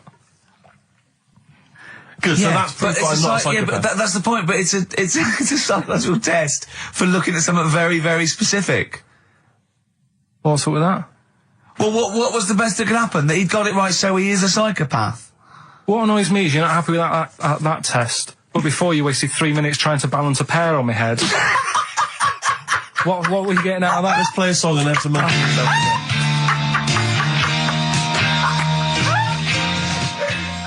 Joe Jackson. Is she really going out with him on XFM? Right, it's the time that most people, I imagine, have been waiting for. Monkey news. Play the jingle. Okay. Oh, chimpanzee that monkey news. Right. Come on. Come on. Should be ready, Carl. That's amazing, isn't it? It's like Nicholas Witchell. The bomb. No, that's not the first. Come on! No, it's always difficult, isn't it, to sort of find something that's good each week, right? Last week, we did the chimp. It is for us, yeah. We had the chimps who were running a health spa. Yeah. Right. We've covered the one who nicked a car to go on to Spain. Yeah. To sort his future out. All shite. The hairdresser, I think we've done that one, the little monkey hairdresser. This week, we're looking at monkeys, that they use in... Do you know, like monkeys, they know how, like... I've lost the will to live, Steve. Oh, well, I don't want to do it. Right? Well, come on, come on. What are monkeys good at? What are monkeys good at? Yeah. Well, running small businesses, cutting people's hair, and driving cars. Yeah, they love Spain. Oh, and foiling bank robberies. Yeah, they're great. Well, something else they're good at, right, is like weighing up the situation.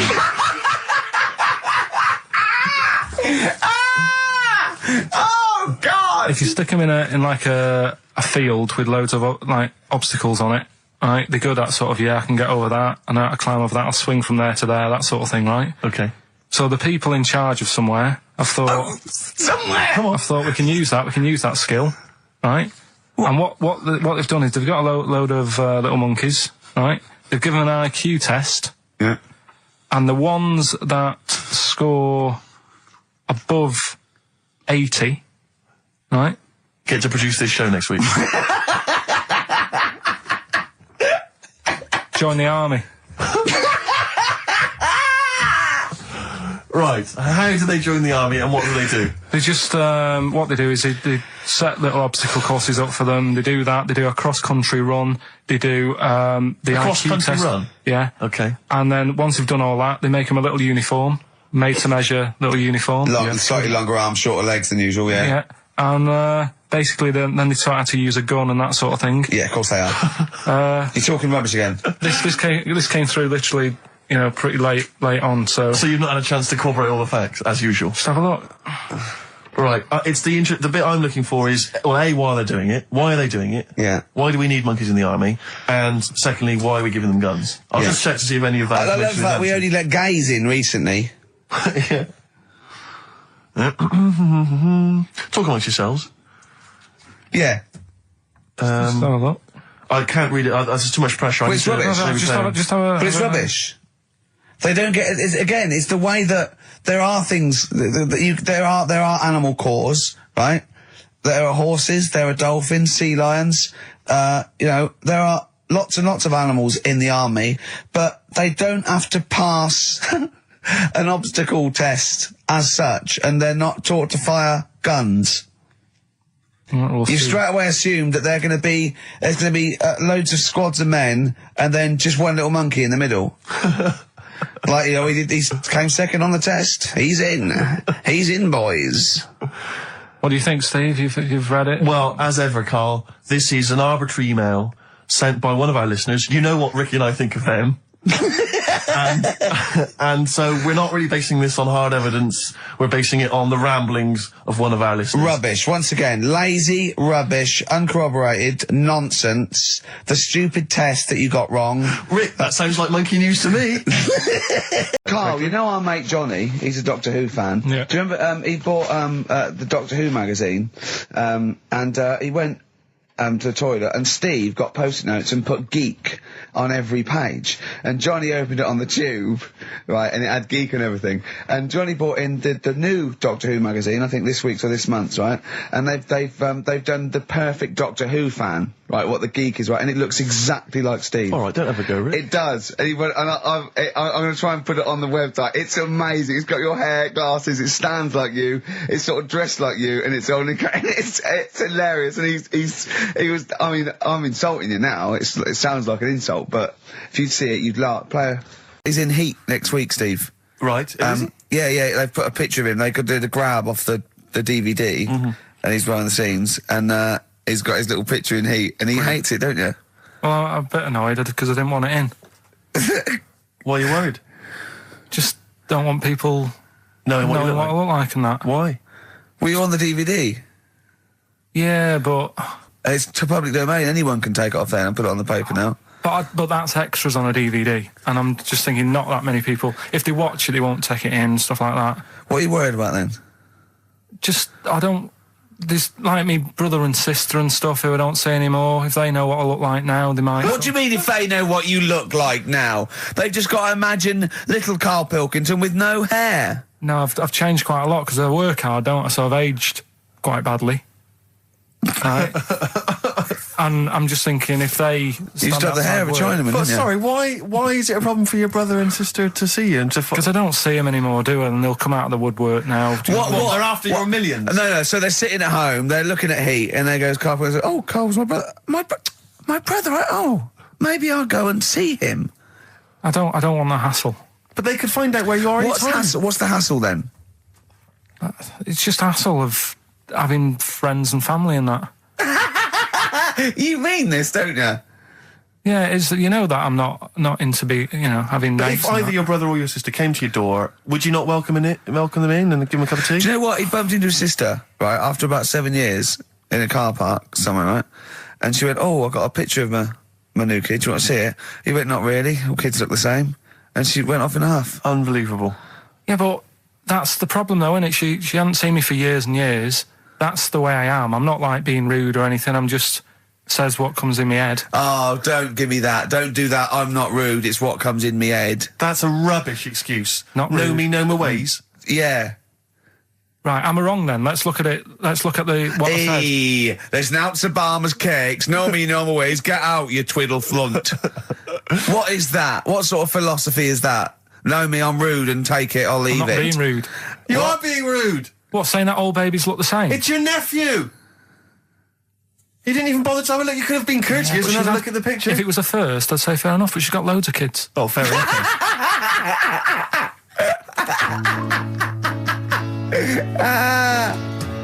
What kind of woman is she? David Bowie, Lady Stardust from Ziggy Stardust and the Spiders from Mars. I went to see him Tuesday. I know you went to see him Wednesday, Steve. I mean, obviously I'm a mental fan, but I think objectively that was one of the best shows I've ever seen. Yeah, it was brilliant. He's got the best band in the world. He played all the hits. It was an amazing show. The sound was incredible. Do you know what I mean? Well, It's his just voice as well. I think people don't realise how incredible his voice is. It was absolutely Soulful is the word I'd use. brilliant. Yeah, it was absolutely brilliant. You don't care, do you, Carl? We don't care about this. You never really go to gigs, do you, Carl? The live music experience is not something you enjoy. Can be all right. Go on. I heard that someone else who went to the Bowie thing said that he sort of messed with the songs a bit, which would annoy me. No, he didn't. Not really. Hardly at all. He said when they did Life on Mars, instead of saying something about just the tune of it, he messed with it so it wasn't the same. That would annoy me. What would you do? Get up and leave? But I mean, we're not talking Bob Dylan or Sinatra. He ad-libbed a little bit, I suppose, and it's his song, but it was totally faithful. He was singing the songs. What do you mean? Well, it's just don't mess with stuff. It's like if you went to see Titanic and then the boat didn't have a crash, you'd go, what are they doing? It's like, oh, I fancy messing with it. Well, he That's what I didn't. mean, don't Well, mess with it. I'll tell you, he didn't mess with it. Relatively speaking, he did not mess with the songs. They were brilliant renditions. That would be a hell of a film, though, where Titanic gets to New York. Absolutely fine. Oh, Carl. But, Oh, you're amazing. it's because I work here, though, and there's a lot of gigs going on all the time, and then you get to a point when, you know, you just go, oh, get a bit fed up with that. You know what I mean? Well, when was the last time you went to a live experience? Well, I've been to gigs, but the one that springs to mind probably is when I first sort of tried a gig out, and it wasn't a music one. It was Bottom. Do you know with Bottom the live thing with With Rick Mail and Adrian Emerson. Yeah, in Manchester. When was that? Years ago, because it was in Manchester in about, I don't know, 87, 88 or something, and I was set up for like a blind date. Right, this a mate of mine sort of set me up to see this. What? girl. So you said let's go to Bottom? Well, I didn't tell her. I just said meet us at the Apollo. I bet she was over the moon, 8 wasn't she? o'clock, Met her there. Said right. there you go. Romantic?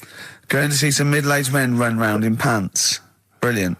Well, it's good. It's one of them things that afterwards you've got something to talk about, haven't you, and stuff. Yeah. So And was like- it a good gig? Yeah, it was all right. Sort of bought some April fruits and that at the start of the night. Yeah. I think she liked that. And then we watched Bottom.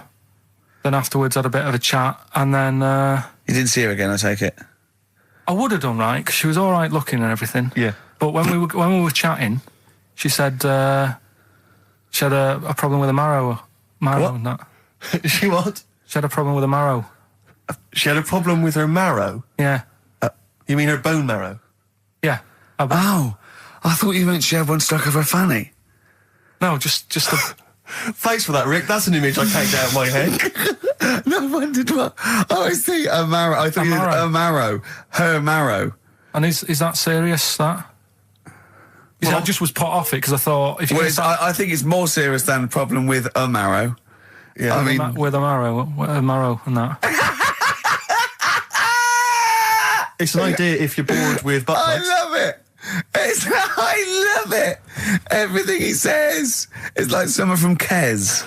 It was just that thing that... Because, You didn't want to go out with a girl who might be ill in some way. well, yeah, I thought, what's the point in spending time with her, spending money on her and stuff, and then she's going to die on me? Oh! No, but seriously, God! no, but I'm just... But see, this is what annoys me. You asked me to be honest, but I'm just saying, what's the point in me getting upset and stuff? No, but it's not the... It was the one thing he said, what's the point in spending money on her if she's going to die anyway? You've got to realise that's not a normal thing to say. No, but what's the point in getting to really like to know, knowing someone and thinking, oh, she's really nice, I want to spend my life with her. It's good that she told me when she did. Carl! What, during Bottom? This is the most amazing thing you've ever said. What do you... Steve, don't you understand what I'm saying? But no, because... What? Well, firstly, it's the assumption that she's going to drop dead and you're going to think, well, I just bought her some April fruits, I'm livid. I don't know what it means when you've got a problem with a marrow and that, but she looked pretty serious when she was talking about it. So I was like, oh...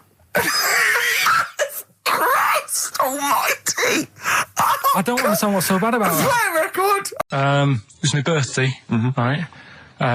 Went home after working with you a couple of Saturdays ago, right?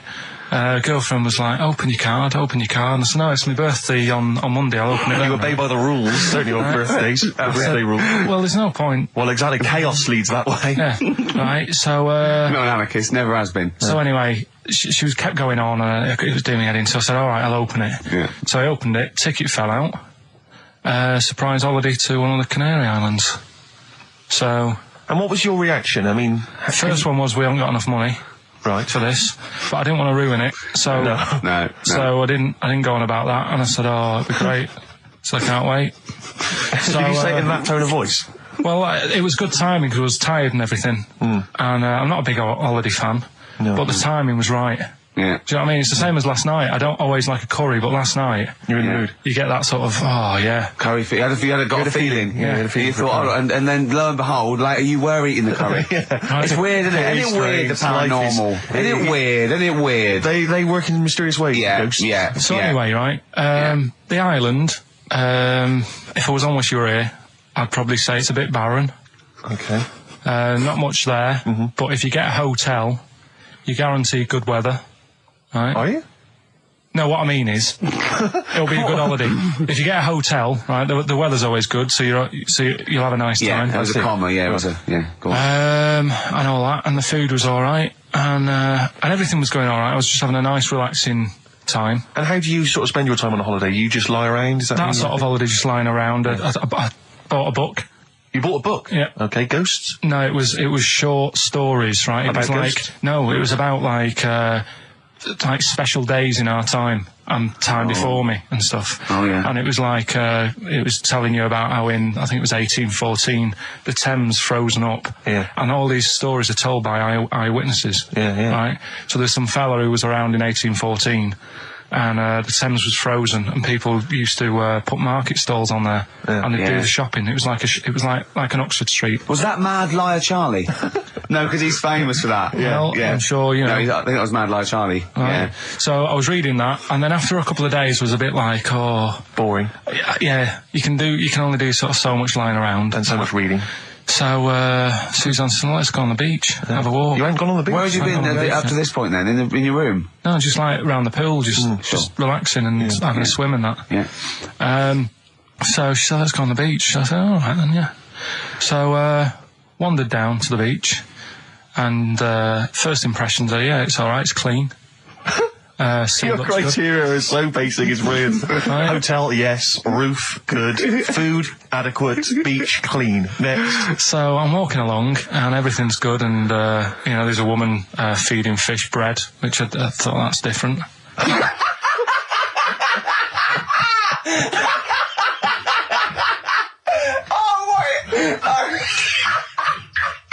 I love that. He likes originality. He loves a bit of originality. He was feeding fish bread? This woman was there, like, up to her knees in water. Yeah. And she was stood Was there. that a sea? Chucking, yeah. Oh, right, good. Chucking this bread, and I thought, what's she doing? And I stood there and watched for a minute, and there was little fish coming up, having the bread. I thought, oh. So we carried on walking, and everything's going well, and then this fella comes towards me. Everything's going well.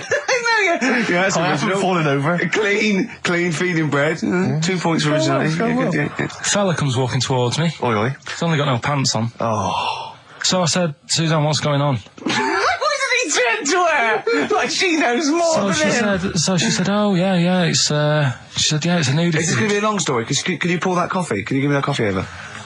Sorry, this is really bad. Yeah, because he's poured...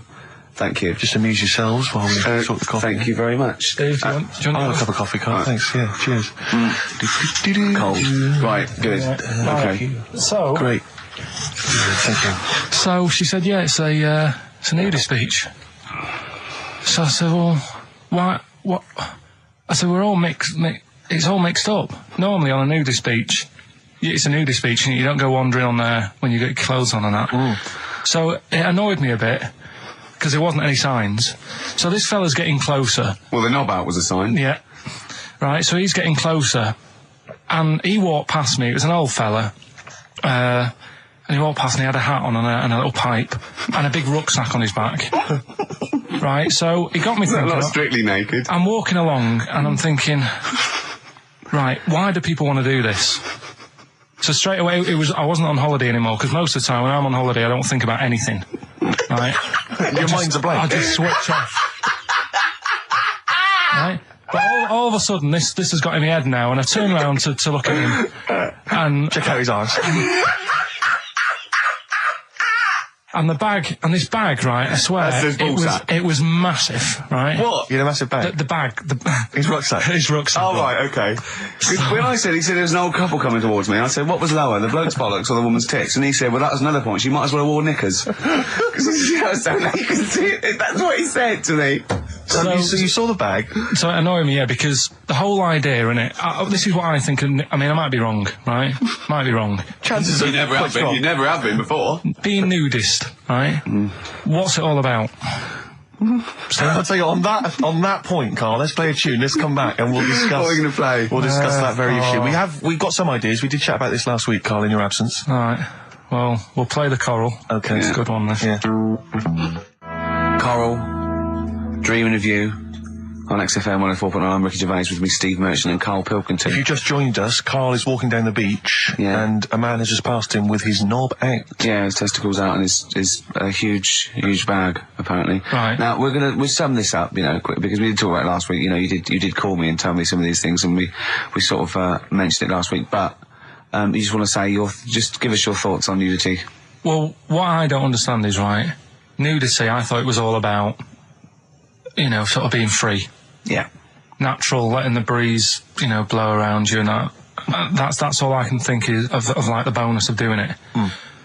But you can get that by just having a pair of shorts on, right? Because I'm not one for getting my kit off. It's just something a bit weird about it, isn't it? Normally, if I go for a walk on the beach, I'll put a shirt on. Sure. But leave it unbuttoned. Yeah. Oh, right, yeah, tease the ladies, sure. Do you know what I mean? Yeah. But it just feels a bit weird. So it's best to cover your back anyway, because the sun and all good that. advice, yeah.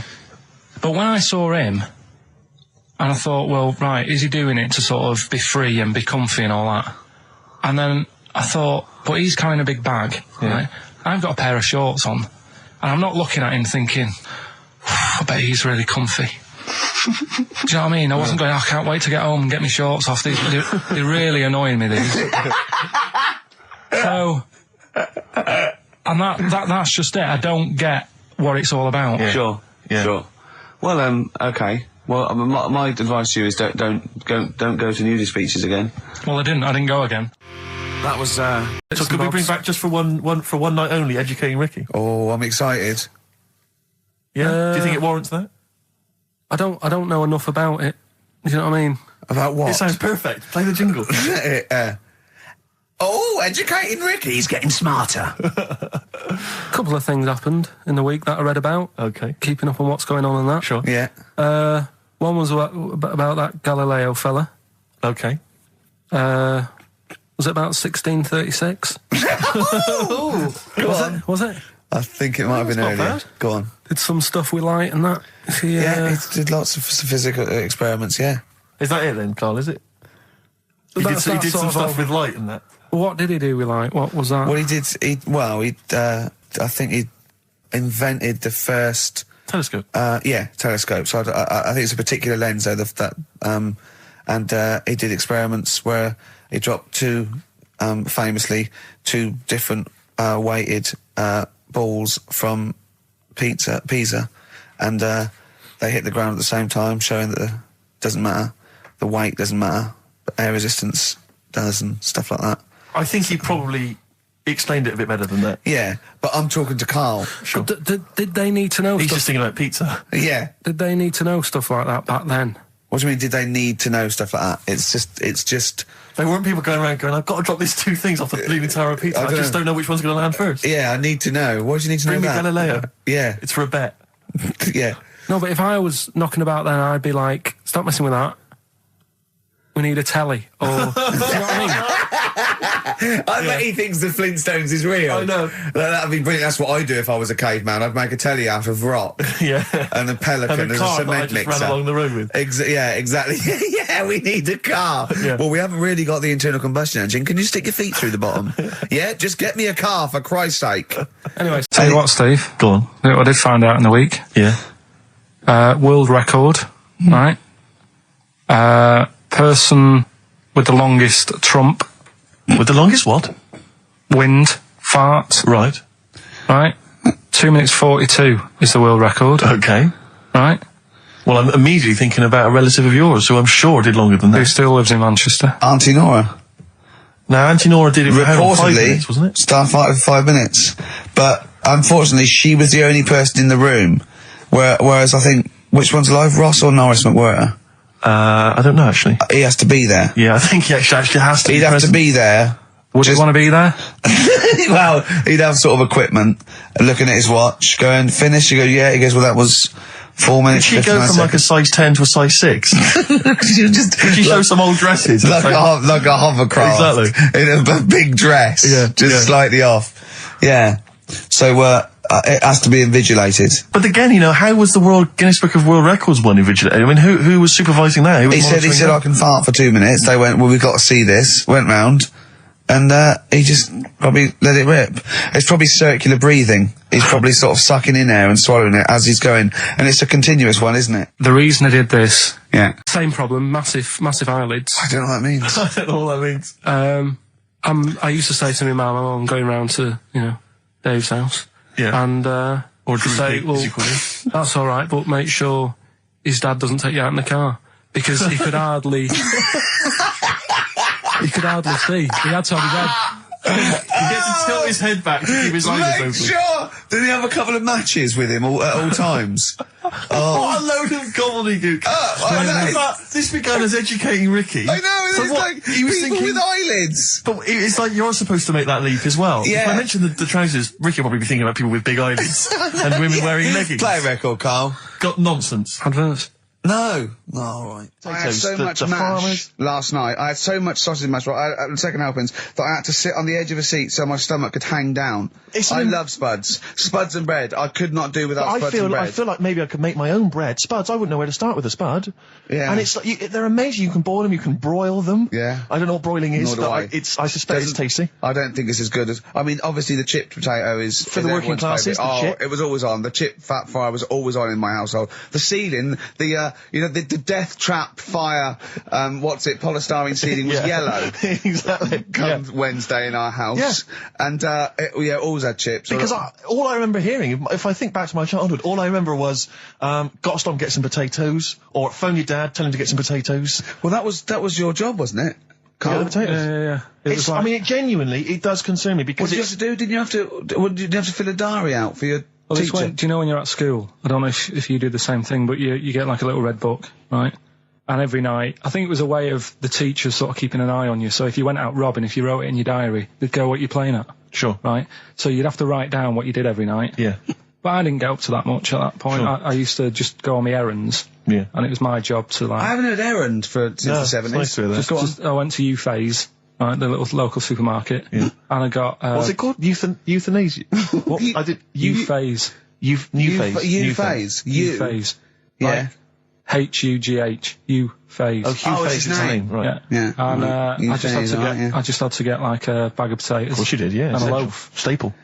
So I used to put that in my diary every day, and it got to a point when like even the teachers were like, just make something up. Yeah.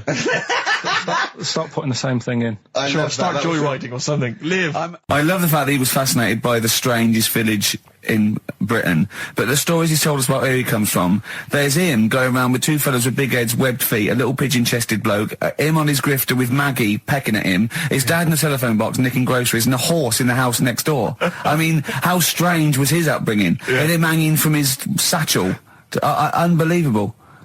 There's another free. woman who I remembered. Actually, I'll tell you later. Go on, Right. what? No, Another I'll tell you later about another woman who I remembered. What's give us a come on, give us a teaser. It's just a woman who rode around on a three-wheeled bike with her husband in a basket. Right, I'll tell you that. Right, and the final You don't get clip. teasers like that on any other radio That's a hell of station. a funeral service.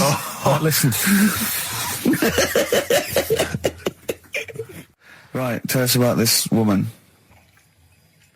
Well, it was just because you were saying about the, our living. We are broadcasting now, aren't we? This is actually going out. This is live. This isn't us sort of like... Yeah, sort but of- you were just talking about how I lived in an odd village Yeah. with kids with big heads and all that, right? And what I wanted to do, What is that again? There's two kids with big heads. yeah, they just had sort of big heads and webbed hands and that. They went to my school, and when I spoke to my dad the other day, because I'm going out to see my mum and dad tomorrow. Oh, yeah. So I said, have we got any school photographs with the big-headed kids in? And he said, no, nobody bought those sort of school photos because they were in it, so it was always a bit ruined. So I said, well, No. he said sales would, because he obviously talked to other dads and stuff like that, and he just said, oh, no one bought them. But anyway, so I would love them. Yeah. That's why I'd buy them. yeah, but I wouldn't stand out, would I? If And it's on the that sounds mantelpiece. Yeah, well. But anyway, so I was talking about, When you say they had big heads, what do you mean? Do they look like someone from Doctor Who? they were just quite big. But they weren't related. No. So why did two blokes with big heads and webbed feet? I lived in a weird area. There was a there sort of a- a chemical plant close by. I can't believe you've never told us that before. That explains a lot. Not just the freaks in your neighbourhood, but no, there was loads of weird stuff going on. There was this, like I said, there was this woman who used to like live in one of the council flats, right? And she had a three-wheeled sort of big, what do you call Son, it? three-wheeled son. He was the weirdest bloke we ever knew. What do you call it? Like a big tricycle, but for an adult rather than one for a kid. It was a big one. It wasn't a motorbike though. It was a no. It was a push bike thing. Yeah. And she used to sort of ride down the road with a fella sat in the basket on the back, with his like legs dangling over, and they'd be going to like the pub and what have you. Was it a different fella each time or the same one? No, same. Yeah. Little sort of bald-headed fella. So it was in collection for like organs and things. Bring out your ill. And then people just throw Grandad just in the back and go, right, we get £4 for Grandad. But she's got a lovely pair of testicles on him. They're very low, but they bring out your dead or nearly dead. She used to pick on her husband quite a lot.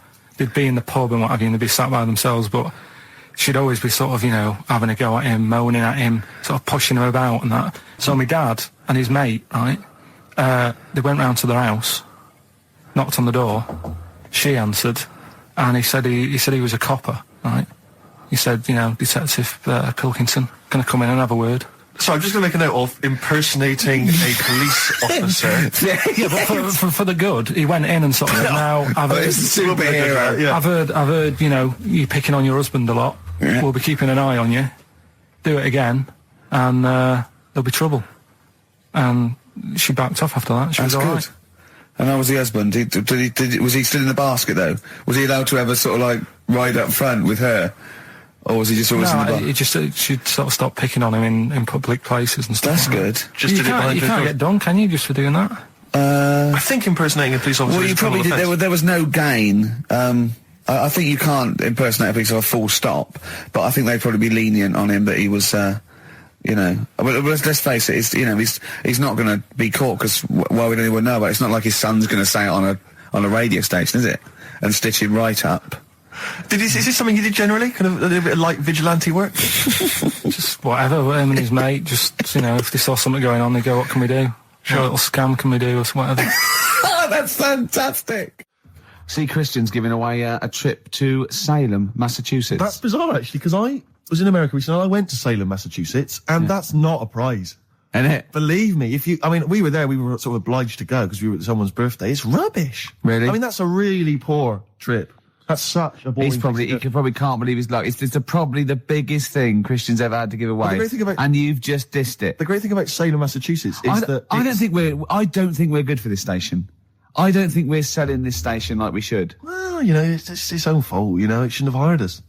I blame it, Yeah, and paid us in advance. Yeah. They're lucky we turn up. No, I went to Salem, Massachusetts, and this is the place that's famous from, like, Salem's Lot and the Salem witch hunts, famously. Famous for all things Salem. Salem. Yeah, anything with Salem in the title, that's what it's famous for. The whole place has gone mad over, like, witches and anything. Basically, it's like, there was the Salem witch hunts in, like, 17-something or other, or 16-something or other.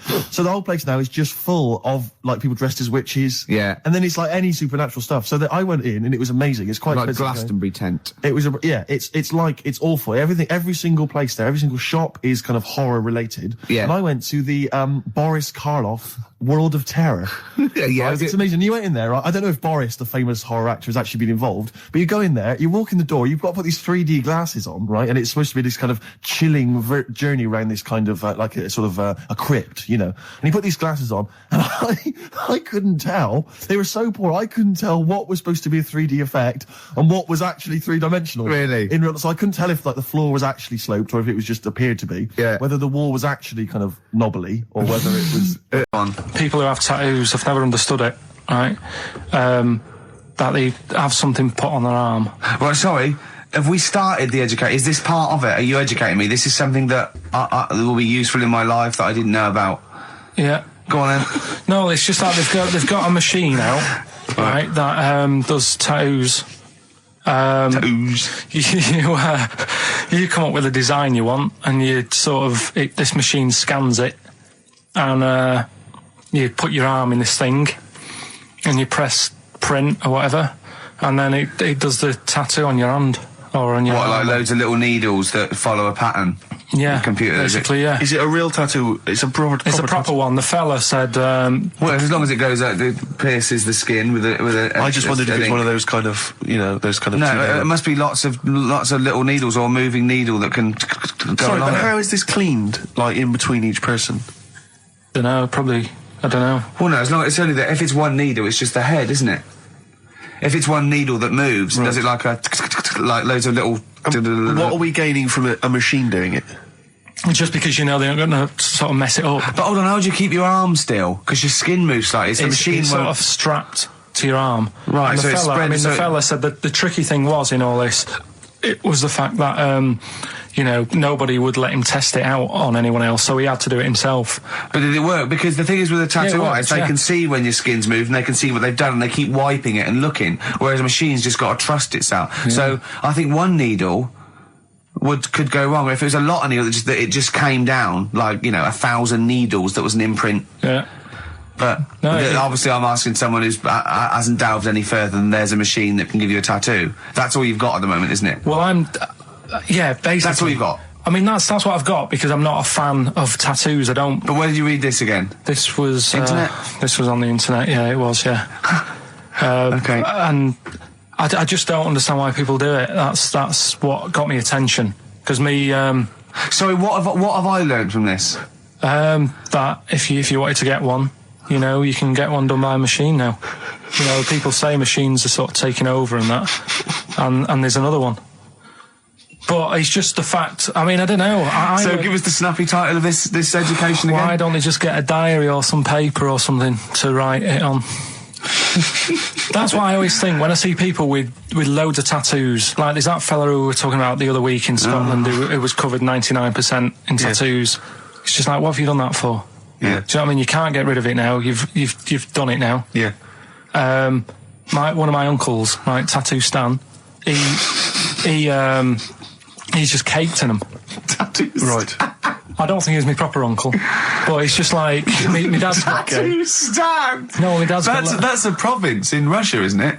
My dad's got loads of mates who. When you say he's not your names. proper uncle, Do you know how, like, when Just a bloke who someone used to comes hang around around, with the all school? right, Uncle Stan? Yeah. Do you know what I mean? And my dad had loads of mates like that. There was John the Screw. right? So he either works in a prison or he likes to have sex. Cabbie. Cab driver. Okay. There was Jimmy the Hat. I don't know where he Jimmy did. the Hat. Yeah. And, Did he wear a hat? No. No. There was Fred the Veg. You sure he wasn't a relative? Sorry. Fred the Veg used to get us like big bags of potatoes and that. Fred Veg, okay. And there was Tattoo Stan. Right. And he was just caked in them. And I used to always look at him thinking, why have you done that? I must have only been like, 6 I or suppose 7. if you're born with a name like Tattoo Stan, Exactly. you're destined, aren't you, were really? they like a 1950s gang? I'm worried just about. like- I'm Who worried were about doing a bank job? What was his name? The Hat. What was his name? Jimmy the Hat. I'm worried about Jimmy the Hat. Yeah. Not having a hat. I don't understand it. Are you sure he didn't have a hat? Not when I met him. Did he ever wear a hat? I didn't see him that much. Do you think it was a joke, like, when your mate's sort of like, 8 foot and huge, you call him Little John or Tiny? Do you think? Well, the fact that he never wore Yeah, a they hat. went, hold on, I've noticed something about Jim. Go on. No hat. And I go, oh, true, let's call him Jim the Hat. Jimmy the Hat, yeah. But my Uncle Stan, he had like loads of them. He did them himself. Oh dear. And it was always that thing. God. What was it things like? He had like the cross. cut here, Cut one here, on made the in neck. Britain. And if you're going to do them yourself, I'd say at least make sure you're sort of a good drawer. Yeah. And don't do it in the mirror so it comes out backwards. Well, that was the other thing. But like, I remember he did. Names are all right. He had like all his kids' names down his arm. And, what are they called? Yeah. oh, God, it's Tattoo Stan Jr. Yeah. and Paul shits to bed. I'm trying to. Oh, Wabbai Kate. yeah. But he had. Frankie never amounts to anything. Oh, God. So he had like. Johnny, I don't think he's mine. So he did all this. I don't even know why I'm telling you about tattoos. No, nor do I, Carl. Hey, to be honest. Carl. So Yeah, okay. Any other nicknames your friends of your family had? What was your nickname, Carl? just Pilky, really. Because for a minute I thought Carl the Veg would have made a lot of sense. Yeah, Carl the Veg. And why has your dad got a little tattoo, dopey twat, on his arm? Right, will we ever get to a point where all this is too heavy for the world to handle? Right, what error has he made there, Steve? What physical, scientific error has he made there with that question? I can't begin to explain it. Carl, we're not getting the rocks from other planets. It's already here. It's like having a big pile of books in a room and then moving them over to the other side of the room and build a thing going, oh, can the room take it? I'm building a lot of things out of these books. What about plastic? Where's that come from? Other chemicals that existed on the planet. Yeah. Do you see the point? Hang on a minute, though. What about a little tree? You plant that as an acorn, it grows, Rick. That's bigger. That's more stuff. Yeah. Don't listen to him, Carl. He's patronising you. What about acorns and that, though? Right. They grow from minerals and proteins already in our atmosphere or in our the mass of Earth. What about a cat, Carl? Right, you get it. It's a very tiny kitten, but it grows up and it's bigger. Carl, he's doing it on purpose. Elephants, they're very small to begin with, but they get bigger and bigger and bigger, and so they get heavier and heavier. Mind you, dinosaurs have gone. You know, but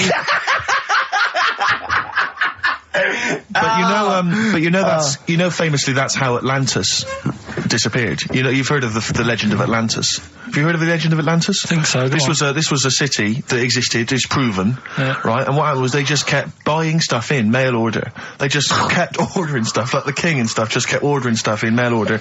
He brought girls across, carpets, a lot of carpets. He kept buying TV set, big screen TVs and stuff like that. And eventually, he bought up all the myrrh that the wise men didn't want. Yeah, because he's from like olden times, and he just kept buying stuff, crazy. Like he was just a shopaholic, basically. Mental, it was. And he was ludicrous. It was like, and in the end, it just sunk. It just sunk. Too heavy. And it just sunk. What do you mean by coming in here at this time of day? I've just been doing some Christmas shopping, haven't I? Probably do some more shopping on Monday, because it's my day off, isn't it? Yes, I know it is. You don't have to tell me. Do you want to see what I've bought, Suzanne? No, thank you. I don't mind showing you. It's only a Christmas present, isn't it? Just bought some more condoms. Why? Well, I bought some last year. Got 2 boxes. They all got used, so... I'm very glad to hear it. How much do I pay you? Why are you asking? So the presents I buy has got nothing to do with what I earn. Like I say, if I won the lottery, I wouldn't go mental on her. Do you know what I mean? I probably wouldn't even tell her, because I think she'd want to travel around the world and all that, and I'm not into that, to be honest, so I'd probably keep it quiet. Why? Well, once you've been around the world, where do you go next year? Each to their own, though, innit? You know what I mean? Well, what do you want? What for Christmas? Not that fussed, really. And you, it's just as well I'm not that fussed, because do you know I do some work at XFM? Do you know what they're giving me for Christmas present? Nothing.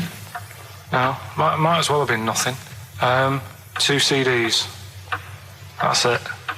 I was well fed up. I'm sure you will. They give you a list of about 30 albums and you get to pick 2 off the list. So I've gone for Kings of Leon album and the best of Bob Marley. Mr. Marley has been dead these 7 years. In fact, he died 7 years ago this very day. Did he? Do you know what sort of donuts Bob Marley likes? It's not my business. No, it's not a proper question. It's an old Peter Kay joke. He likes the ones with jam in. Do you get it? Now you're backtracking, because now... I'm just saying, do they listen? Yeah, Do they listen to the show? They might do.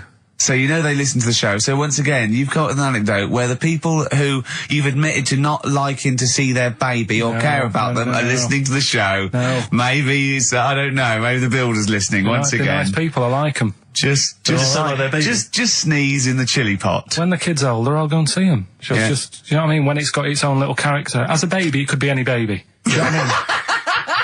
He's got nothing to offer me. I know what you mean. It could be a toy baby. But you know what I mean? It could be a bag of sugar. No, I know what you mean, yeah. When it can start talking and, you know. And lend you money. Yeah. Got good toys and stuff. It's well worth going, but at the moment, yeah, nothing. I'll see it when it's about 6. He goes, oh, you want to go? Yeah, brilliant. Put it to bed. Let's have a game of Scrabble. Yeah. Do you know what I mean? Yeah. Have you seen these posters around with me and Steve on it, right? It's embarrassing, right? We were mucking around at a photo session, and XFM wanted to do some posters. We couldn't be bothered to do them again, so we let him have this one.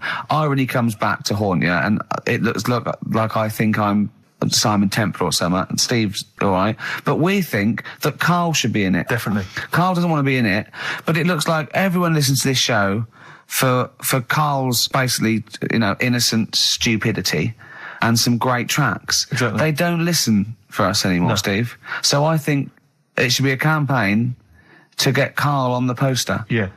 Well, I should point out that I think XFM are more than happy to have him on the poster. So it's just him. You don't want to be on there, do you?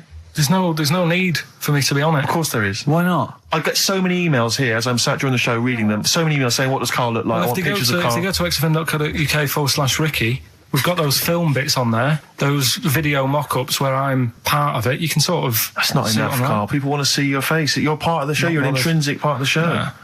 Yeah, we'll get you on the poster. Why? It'll be too much on a poster. They can only take in so much. What do you mean? They can only take in so much? Yeah, it's good with two people. No. It's enough. So what do groups do then?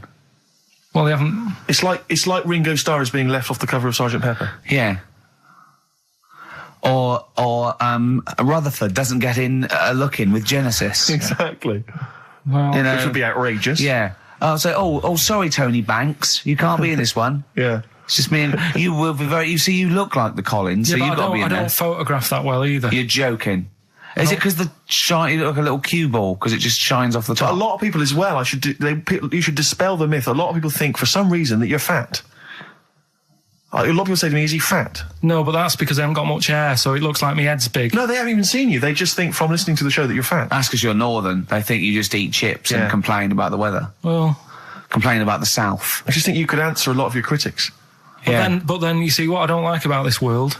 A lot of people judge people on the way they look. Yeah. Oh, Like you do. If only more people thought like that, Steve. But Karl, you judge people on the way they look. Yeah, I know. That's what I mean. But I couldn't with me, could I? Because I don't know what I look like. What? If I was listening to me on the radio, I wouldn't be able to say, oh, he's a, and slag me off and that, because I don't know what I look like. And I quite like that. Do you know what I mean? I lost. I don't know what Absolutely you're talking about. lost. Just believe me, right? I'm right on this one. It's best if you leave it. Well, we're not going to leave it. We're going to get you on the poster. Yeah. I mainly have to see myself on videotape this morning. That's put me I even showed more him. off. The animal show I did, the show. Yes. I'm doing a video, and I did behind the scenes footage, and I've got you've seen it, haven't you? I feel a bit of Karl on there, isn't there? Yeah, It's great. yeah. It's lovely. He can't believe it. He said, "Is it playing slow?" Because he's so slow. When I come into the office, going, "All right." That's how you And my talk. head as well. I look like I'm looking into a spoon. I'm not happy with it. I just think that if we're willing if Ricky's willing to use his celebrity profile for the sake of the show, I'm willing to look like let's say a fairly handsome, kind of cool customer. Karl Pilkington. Tell us about this monkey, Karl. You're going to love this one, Steve, right? So last week we were talking about how, a lad left his family because there was problems at home and that. He went and lived in the wood. He got airy. Right? No. Leave it there, Rick. We haven't got time to go into Right, it. so... That's what happened. And that's what happened. He lived with the monkeys. He went airy. That's what happened. Looked into some other stuff about, airy kids and all that. Yeah. Came across this story about a bloke, right, who worked in a zoo. Oh, dear. Right? So... Trouble's brewing. Loving his job and that, but it's quite a lonely sort of job because you don't see many people. You're just dealing with animals all the time, right? So, anyway, he gets a bit pally with a monkey because it's the closest thing to a human. Well, that ape is. Right. Yeah, but you can't really go that close to apes. It's dangerous. What do you mean? What type was it? Do you Just mean let him tell the story. Was it a chimpanzee? I reckon it was a chimp, yeah. Yeah, it was You a don't chimp. even know, so It was that's a an chimp. ape. It was a chimp. Yeah, but it doesn't matter, does it? So he It's the gets story. pally with him. Right, so he gets pally with What, him. do they go on and holiday together? Well, no, I mean, it starts On the off pool together. just checking each other out and, probably sharing lunch and that together. Yeah. Right? Anyway, this goes on for a while. They're getting on well and that. And then after a while, right, the monkey starts sort of imitating him a bit more and sort of walking upright. Oh, God. Yeah. Right? So he thinks, oh, that's a bit weird. Anyway, they get on really better and what have you. So he thinks he could live at home with me. Because we're getting on the storm, right? So he takes him home, and before is you this know the it, beginning of Beneath the Planet of the Apes? I think it is. I think you've seen this on video. I'm worried because he's already imitating him when they're moving in together. I'm thinking it's maybe a bit like Single White Female.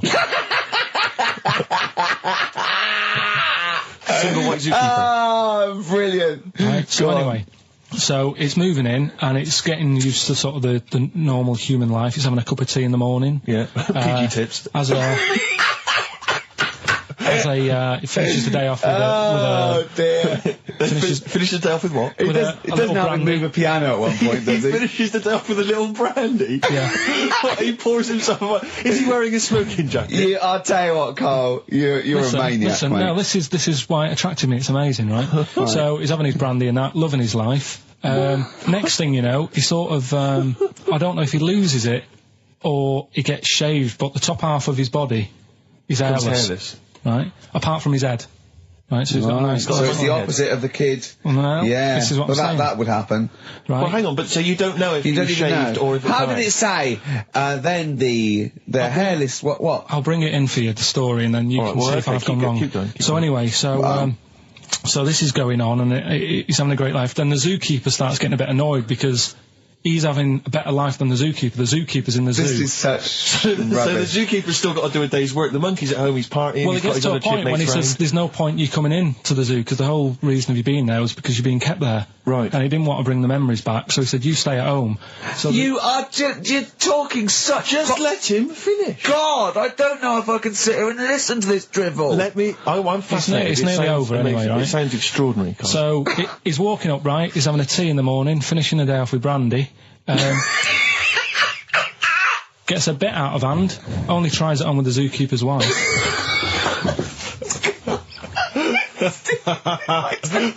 Make him go away, Steve. How does he do that? Well, because he's around humans a lot, he becomes a bit of a charmer. And, but what is it that he could do to seduce her? Pick fleas out of her?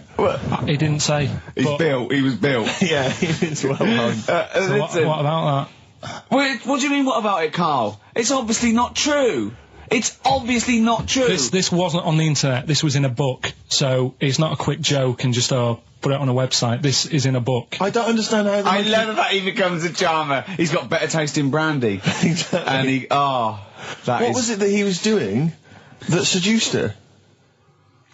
I don't know. Maybe because he was at home more than the zookeeper was. But what would he be doing, Carl? He's not going to be talking with her. They're not going to be playing Trivial Pursuit. Maybe she liked the silent type. He didn't go into that. He just said that's when the trouble started. Carl, play a record. Right. Is that what Suzanne did when she brought you in? That's Feeder and Come Back Around. It's a new leaf, Steve. I'm going to do properly now. I'm not going to be slovenly. I'm sitting up straight, you see. Yep. And it's going to be a proper DJing, because I think... Coming up soon, some great tracks, including a new one from Abs and an old one from Snow. Informer. You know me, David Stormy, Eka boom, a licky boom boom down. I'm joking, of course. We've got some fantastic tracks. There's some great chat, and we've got Carl with me, Steve. I'm Ricky Gervais on XFM 104.9. There he is indeed, with him, Steve Merchant. And Karl Pilkington, of course. Say hello, Carl. All right. Yeah, nice. And you say you read... The beginning of a radio show is very much your wares, your shop window, laying out your stall. I don't think you could choose a better track than The Only Ones, Another Girl on the Planet. I'd love to hear it. One of my favourite intros, that. Amazing. Oh, that was dangerous, because I once heard on Capital Radio, this has got to be the greatest rock intro of all time. And they played Money for Nothing by Dire Straits. Brilliant. Yeah, I can just imagine them putting their head down. I remember a friend of mine, when I was at school, he just bought a car, and he took me outside to show off the stereo system, Money for Nothing. Really? He just played that. I've never heard the song before. Just played that for its entire 4 or 5 minute duration. It is a good song for the sound system. Yeah, it's a good song for showing off intros and sound systems. Exactly. Yeah. You said you were driving along earlier. You saw someone. Yeah, it was one of those zooped up sort of sporty saloons. Nice. You know, the big like a Mondale or something, big, and it was blaring out. And the bloke in it was sort of like, I could tell he was 24, but already going bald. From like obviously his estate agency job, not jail. But he's made a bit of money, and the stereo system was ridiculous. I mean, so loud, and it was going through Covent Garden. He was playing Snow in Informer. Do people remember Informer by Snow? It was a big tune in my I don't know. It's great. Yeah, I always enjoy it. Can I bring that in next week? Can we play Snow next week? Well, you can play a tiny little bit. Tiny little bit of Snow. Yeah. Informer. Do you remember Snow, Carl? Yeah, you loved it. Yeah, big tune. Yeah, loved it. Oh, did you? Big tune from the 90s. Happy song, isn't it? Rick, you were saying that you've turned over a new leaf. Yeah. Is that in all aspects of your life, or is that just in your broadcasting career? Because the reason I bring that up is because, do you want to describe what you were eating just now when we came in? Because you're a 40-year-old man, you've put on a little bit of weight, so presumably you're watching what you eat. Well, no, but it sounded exotic. I went into a cafe and they didn't have a cheese sandwich. Right. And can I describe what it looked like to me? Right, it looked to me like a big slab of cheese. You've just got them to just cut off a big block of cheese, like the size of a CD case, or one of those double albums, right, of cheese, right, and just lightly melt that for me so it drips over my hand and it gets really greasy in the bag. But just lay some strips of bacon on the top. Yeah, but listen, you've embarrassed yourself. Is that what it was? No, it's a croque monsieur, so it's French. It's a what? A croque monsieur. A croque monsieur. Yeah, and so I thought, I've never heard of a croque you're having monsieur. Let's see, you embarrassed yourself. Is that how it's pronounced, or is it croque monsieur?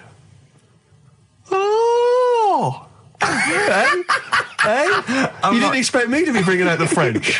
Tu aimes la musique pop? Oui, je t'aime la musique pop. Le plume de ma tante. Où est le syndicat d'initiative? That means my aunt's pen.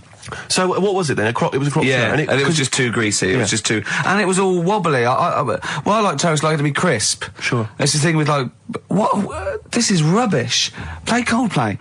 Excellent. Well, I didn't do that well at school and that, right?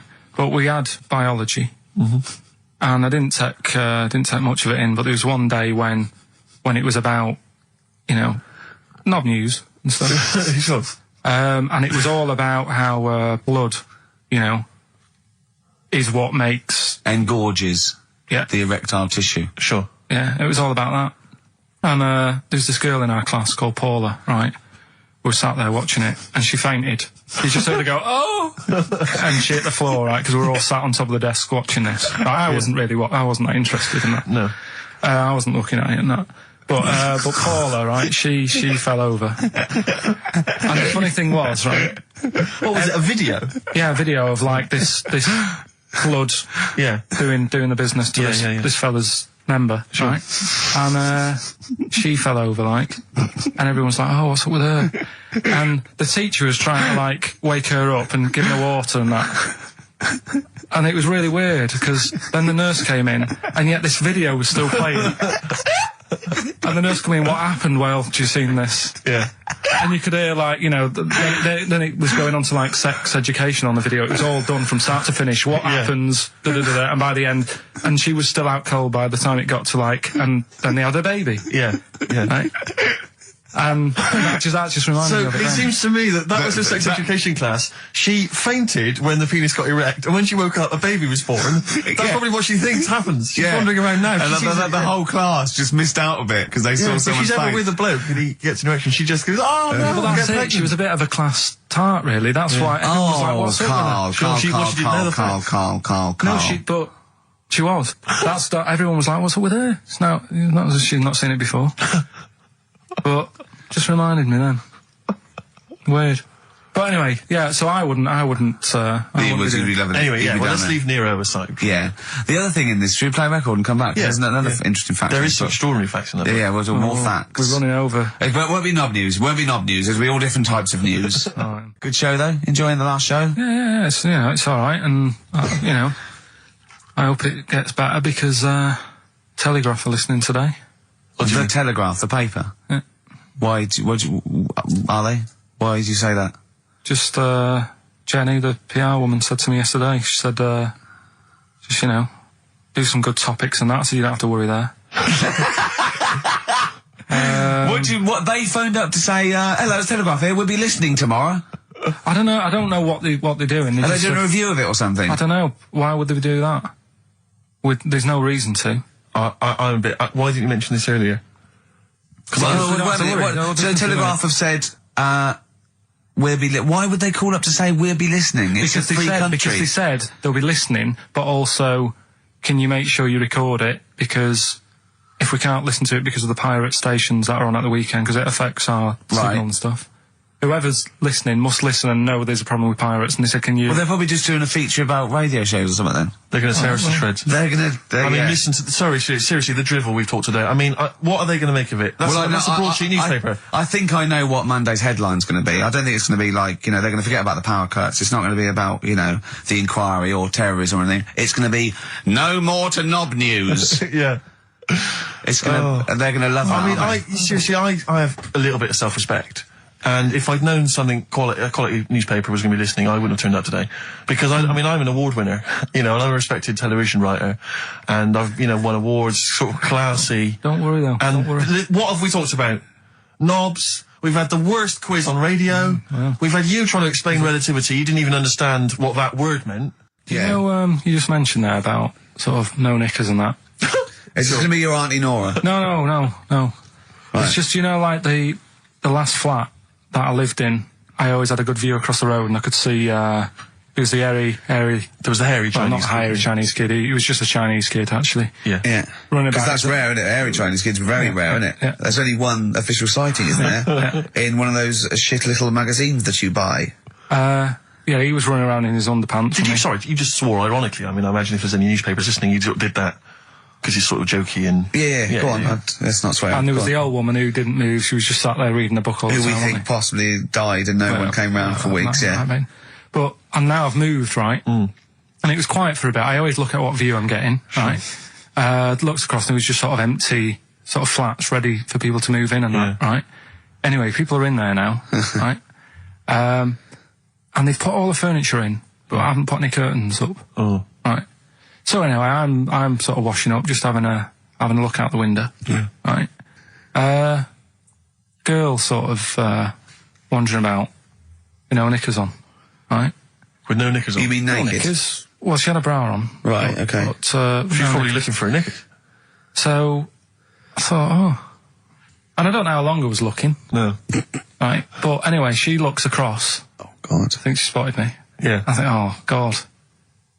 I felt really bad. Yeah.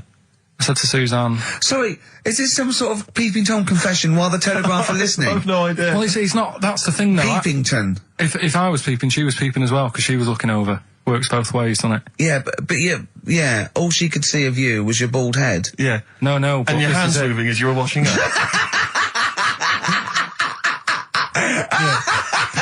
And some white-looking substance frothing up. Particularly stubborn stain on this glass. Yeah. Oh, God. Imagine that. Imagine if she looked across. I'm assuming your sink is lower than the window. But didn't she just, like, just cover up or something? Or she looked back and go, oh, you're looking at my fanny? Well, the thing I did... What? I thought, just sort of drop me boxer shorts. Because I thought... Well, Suzanne said, what are you doing? What are you talking about? What are you talking about? No, just so they can see me cheeks of me. What are you talking about? No, because I thought, if she thinks I'm walking about in the nude as well, then we've both got something out of it. Carl! This sounds like a bad excuse in court. I know. This is Or the plot of a film on Channel 5. I mean, this is like the doctor who got done right for exposing himself to a patient and then painted that little thing that you look down their throat pink. Yeah. And going, this is what they saw. yeah. No, so sorry, you were looking at a woman dancing around naked, right? So the only thing you could do was immediately drop your boxer shorts. So she looked across, saw you fully clothed, saw you took your boxer No, she wouldn't have done, because it's sort of just the top half and the sink's at a side angle, so I was sort of looking out. This is genius. So she wouldn't have seen your trousers then anyway? No, she did. I moved in front of the window more. So you then made them... you actually climbed in front of them. Oh, this is amazing! So you climbed in front of the window to show off No, your it wasn't naked obvious. lower half. Suzanne said, what are you doing? And I I said, bet she did. What are you looking at? I sent you in here to What clean are up. you doing? I'm just taking my trousers down, stand over the window. Why? Because there's a naked woman across the road. What do you think I'm doing, Suzanne? I'm exposing myself while looking at some free fanny. leave it. What's up with you, Suzanne? leave it then, leave it. Christ. Are we doing Rockbusters or Yeah. Oh, she sent you in there to read up on Einstein. She comes in and finds that. Oh, brilliant! Wait a minute, can I just check? A final question. What did the woman across the way... What happened? What was her I reaction? didn't look again. I just thought you've seen a bit of action as well. We're both happy. Let's leave it. Brilliant. So were you waddling around like a penguin with your trousers around your ankles? I just was walking about, and Suzanne said, "What are you doing?" I said, "I'll explain to you in a bit, but don't look out the window because then it's Excellent. obvious." Then he sees, she calls her husband to look at Karl walking around naked. He goes, "Oh, she's got a... Quick, Suzanne, get him out. There's only one with you can do. Get some more friends. They've gone one more." Anyway, Brilliant. Right, play a record and come back to Rockbusters. And Monkey News. We haven't got enough time. Do Rockbusters. Oh, God almighty. I make it clear now, I do not condone in any way, shape or form what Cheryl Tweedy. I think that my new TV is too big, Rick. I said that I know, when he I don't know bought what it. I was thinking. But I can't believe it. He talked about this buying it. He's got a bit of cash now, of course. And what is it? 42 inches? 42-inch plasma screen. What did it cost you? $3 grand or something? Don't tell us. That's Wow, huge. it's £3.5 ridiculous. grand. £3.5 grand. Big spender. Of course it's too big. Well, I can't get far enough back in my room, in my living room for it. You know, you're meant to be, I think, 4 times the screen size away from it. Really? To get out from the air. So that's 4 times 42 inches you're meant to be sitting away from it, which is impossible. Yeah. Well, I'll have to just get friendly with the neighbours. Yeah, watch it through a hat. if that's the case, though, are you better off just getting a portable? What? I don't understand that rule. What are you saying? Well, you're meant to be 4 times the screen size away from the TV. But then what's the point in having a big telly if you've got to keep moving further back? Get a portable and sit right next to it. Do see your point. Why do people go to the cinema then? Did you see films that are out yet? Fair enough, he's got you there. Done. I'd tell you this, though. I had it delivered, and, are you supposed to tip delivery men? Of course you are. I don't know. You see, if I've never had anything delivered before. I never spent that much money. Not if it's a courier with an envelope, but if it's a bloke who's struggled up the stairs, two fat blokes with a fridge, then give him a £5 for a drink. But the problem was, I didn't realise, and I was thinking to myself, I wonder if I've got to tip him. And the guy was leaving, and my mobile phone went off in my pocket, and I reached in to get it. He put his hand out thinking it was a tip. I went, it's just my phone.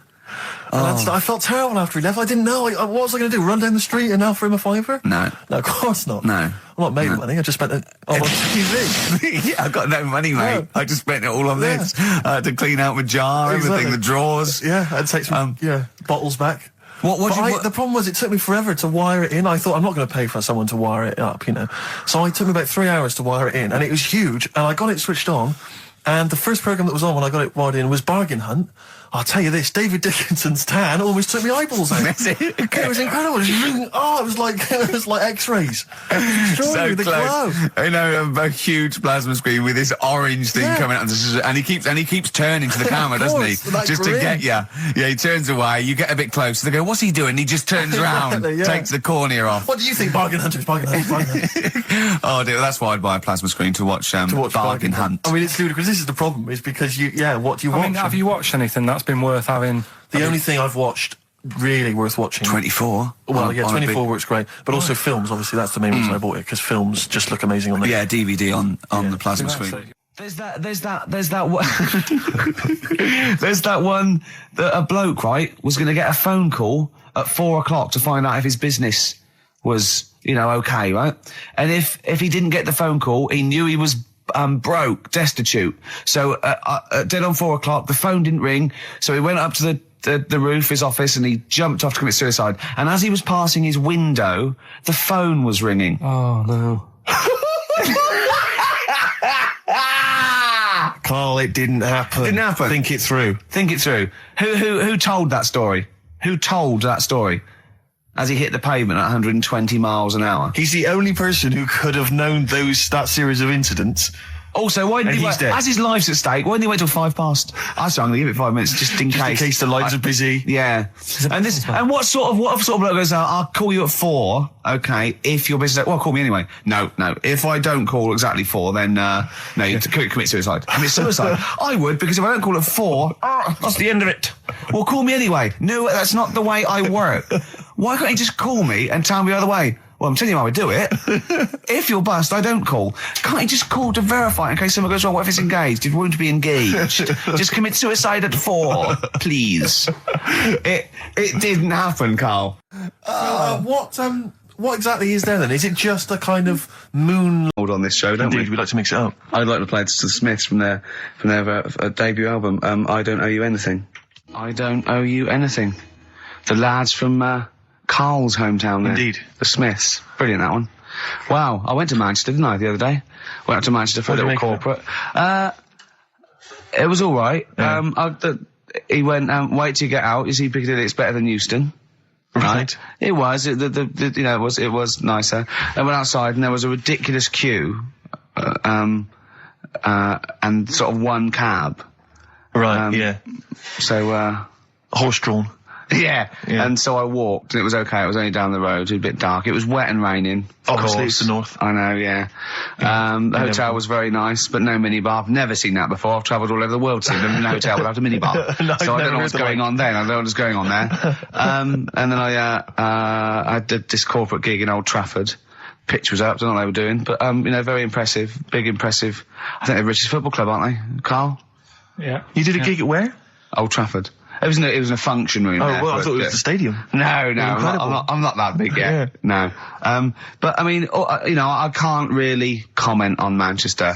I do know that Liverpool was voted most important music city via poll. True enough. So, Karl, you're making noises while I'm talking. Yeah, but you do this all the time trying to wind me up. And I'm not saying Manchester's the best place in the world, but what I'm saying is, there's bits of it that I really miss. Yeah. Like last Sunday, right?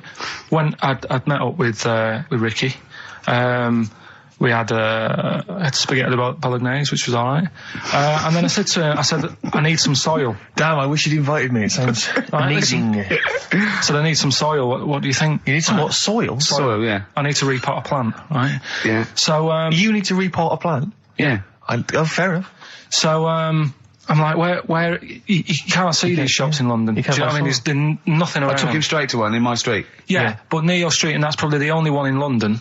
Well, you say that, Karl. No, it does annoy me. Round my way, it's like, you know... You can't move for soil shops. There's earth. You can just pick up handfuls walking down the street. Yeah, incredible. People just lean over into someone's front garden. No, you can take the plants as well. No, but what I'm saying is, Manchester, there's loads of decent hardware shops. Yeah. Here, you know, if you want a panini and a latte or whatever, you can't move from. But for soil, I had to go virtually how many miles away from me to carry that soil home and stuff. Yeah. It's not good. I mean, London's all right, but if cities were sort of it's neglecting the peat market, really. Well, there's barely any mulch available in central London. I'm sick and tired of not getting a good decent compost of a Sunday. Indeed. So you know, I'm thinking of moving to the north, where there is loads of soil and gravel. Indeed. And animal shite.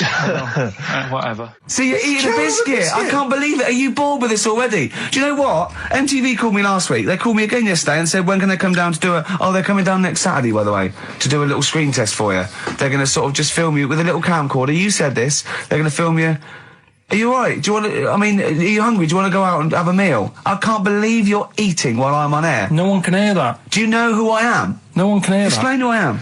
Well, that's Ricky Gervais, right? He's made his name on TV. Yeah. Okay, he's done any number of corporate gigs, and they pay silly money. So, I mean, this guy's earning, you know, and really earning beyond his talent. All right? So I think I deserve a little bit more than a little mank eating a biscuit while I'm talking. Rick Gervais? Yeah. Have you won a BAFTA? Yeah, too. All right, so yeah. Just a little bit of respect. Yeah. Yeah. Carl, well, what have you won? What have you won? I got a bronze certificate for doing a full week at school. That's great. It was only a bronze. What's that then? 3.5 days. And I got me a little Crusaders badge, if you remember. What's the little Crusaders badge? The Crusaders badge for the religious club. So I was at the fella that you went and played. You had to go ping pong ball. So then wanted to talk to you about God. Yeah. Yeah. You got a Crusaders badge, did you? Yeah, that's why I went. That's why I joined. That's why I joined. For the badge. I like the little badge. Did 4 weeks, then packed it in. Travis on XFM 104.9 on Ricky Gervais with me, Steve Merchant and Karl Pilkington. We're doing Educating Ricky. Right, final one. Come on, Karl. Right, what was it? It was, why don't they just get a diary or some paper or something to write on? Yeah. Yeah. Because snappy. I couldn't think of a heading for it. It's basically, Go on. people who have tattoos, I've never understood it, right? That they have something put on their arm. Well, sorry. have we started the educate? Is this part of it? Are you educating me? This is something that will be useful in my life that I didn't know about. Yeah. Go on then. No, it's just like they've got a machine out, right, that does tattoos. You come up with a design you want, and you sort of this machine scans it, and you put your arm in this thing, and you press print or whatever, and then it does the tattoo on your hand or on your arm. Like loads of little needles that follow a pattern? Yeah, the computer, basically, yeah. Is it a real tattoo? It's a proper tattoo. One. The fella said, well, as long as it goes out, it pierces the skin with a I just wondered if it's one of those kind of, those kind of... No, it must be lots of little needles or a moving needle that can go Sorry, along but it. how is this cleaned, like, in between each person? Dunno, probably, I don't know. Well, no, it's only that if it's one needle, it's just the head, isn't it? If it's one needle that moves, and does it like loads of little... What are we gaining from a machine doing it? Just because they're going to sort of mess it up. But hold on, how do you keep your arm still? Because your skin moves slightly. So the machine it's sort of strapped to your arm. Right, and so it's spread. the fella said that the tricky thing was in all this, it was the fact that nobody would let him test it out on anyone else, so he had to do it himself. But did it work? Because the thing is with a tattoo artist, they can see when your skin's moved and they can see what they've done and they keep wiping it and looking, whereas a machine's just got to trust itself. Yeah. So I think one needle could go wrong. If it was a lot of needles that it just came down, like, 1,000 needles that was an imprint. Yeah. But obviously I'm asking someone who hasn't delved any further than there's a machine that can give you a tattoo. That's all you've got at the moment, isn't it? Well, yeah, basically. That's all you've got? I mean, that's what I've got, because I'm not a fan of tattoos. I don't... But where did you read this again? This was... Internet? This was on the internet, yeah, it was, yeah. Okay. And I just don't understand why people do it. That's what got me attention. Because me... Sorry, what have I learned from this? That if you wanted to get one, you can get one done by a machine now. People say machines are sort of taking over and that. And there's another one. But it's just the fact. I mean, I don't know. So give us the snappy title of this education again. Why don't they just get a diary or some paper or something to write it on? That's why I always think when I see people with loads of tattoos, like there's that fella who we were talking about the other week in Scotland who was covered 99% in tattoos. It's just like, what have you done that for? Yeah. Do you know what I mean? You can't get rid of it now. You've done it now. Yeah. One of my uncles, right, Tattoo Stan, he's just caked in them. Tattoos. Right. I don't think he's my proper uncle, but it's just like my dad's got Tattoo Stan. No, my dad's that's a province in Russia, isn't it? My dad's got loads of mates who. When you say he's not your names. proper uncle, Do you know, like when Just a bloke someone who used to comes hang around around, with all the right, Uncle Stan. Yeah. Do you know what I mean? And there was my dad had loads of mates like that. There was John the Screw. right? So he either works in a prison or he likes to have sex. Cabbie. Cab driver. Okay. There was Jimmy the Hat. I don't know why he Jimmy did. the Hat. Yeah. And Did he wear a hat? No. No. There was Fred the Veg. You sure he wasn't a relative? Sorry. Fred the Veg used to get us like big bags of potatoes and that. Fred Veg, okay. And there was Tattoo Stan. Right. And he was just caked in them. And I used to always look at him thinking, why have you done that? I must have only been like, 6 I or suppose 7. if you're born with a name like Tattoo Stan, Exactly. you're destined, aren't you, were really? they like a 1950s gang? I'm worried about... I'm worried about... doing a bank job. What was his name? The Hat? What was his name? Jimmy the Hat. I'm worried about Jimmy the Hat. Yeah. Not having a hat. I don't understand it. Are you sure he didn't have a hat? Not when I met him. Did he ever wear a hat? I didn't see him that much. Do you think it was a joke, like, when your mate's sort of like, 8 foot and huge, you call him Little John or Tiny? Do you think... Well, the fact that he never wore a hat. they went, hold on, I've noticed something about Jim. Go on. No hat. And I go, oh, true, let's call him Jim the Hat. Jimmy the Hat, yeah. But my Uncle Stan, he had like loads of them. He did them himself. Oh dear. And it was always that thing. God. What was it things like? He had like the cross. cut here, made in Britain. And if you're going to do them yourself, I'd say at least make sure you're sort of a good drawer. Yeah. And don't do it in a mirror so it comes out backwards. Well, that was the other thing. But like, I remember he did. Names are all right. He had like all his kids' names down his arm. Right.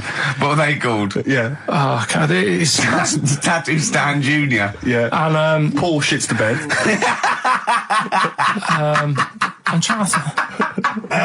Oh, wabbai Kate. Yeah. But he had, Frankie never amounts to anything.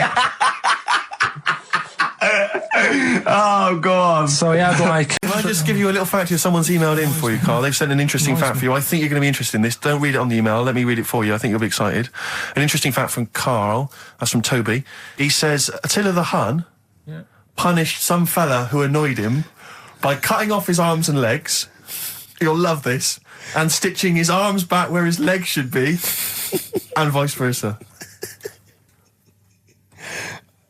Look at his face. Look at the little smile that's just cracked on his lips. That is the kind of fact you've been waiting for all day, isn't it? So go on again. So Attila the Hun, right? Some guy didn't like. He cut off his arms and his legs, and he stitched his legs on where his arms should be, and his arms where his legs should be. Look at him looking at his body, trying to picture it. Yeah. I'll let it sink in for a little while, then I'll ruin it for him. Carl, what are you thinking? I'm just picturing it. Right, he would have died. It would have been tokenistic. There's no way that person could have lived through it. So it was just for Attila the Hun's fun. He probably put him on a stick outside his gate or something. There's no way in those days that he could have gone through complete limb amputation and. So would he have wore a jumper for pants? No, I'm talking about someone who's done a study of him and who's done a PhD. Oh, okay. I'm not talking All right. about any old nutter. And also, Carl's lottery numbers. He's a little bit more confident this week. Okay, good. He went there more like it. And I looked at him and I laughed. He went, no, even Suzanne said I'm on more on the right lines there. Is anyone who has done a degree in maths or A-level maths that can bear... Carl won't believe this, right? Carl thinks... I know I was partly doing it to confuse him, just see that look on his face like a cat, right?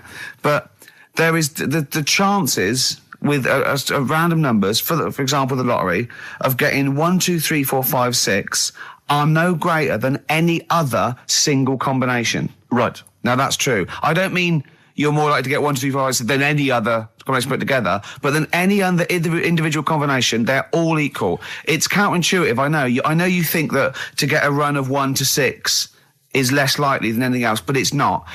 Any named combination... It's not, Carl. If there's a probability... Well, it's never happened. It's never happened. Yeah, but there's any number of combinations that never happened. Every one of those combinations that have come up have happened, and they're just as likely or unlikely as any other combination, right? It's just that you feel intuitively, right, that 1, 2, 3, 4, 5, 6 is less likely than 1, 7, 12, 34, 60. You know what I mean? Well, I didn't win. Play record. Okay. Finally, White Van Man, what do you make of the fact that Sainsbury's are bringing in square tins? Is that a true? concern for you? Is that true? Apparently so. Why? Dunno. It's like it's easier to stack. This is what the guy in the Sun has said. That should be interesting. That should be his comment on Sainsbury's are bringing in square tins. Is that should be interesting for meatballs.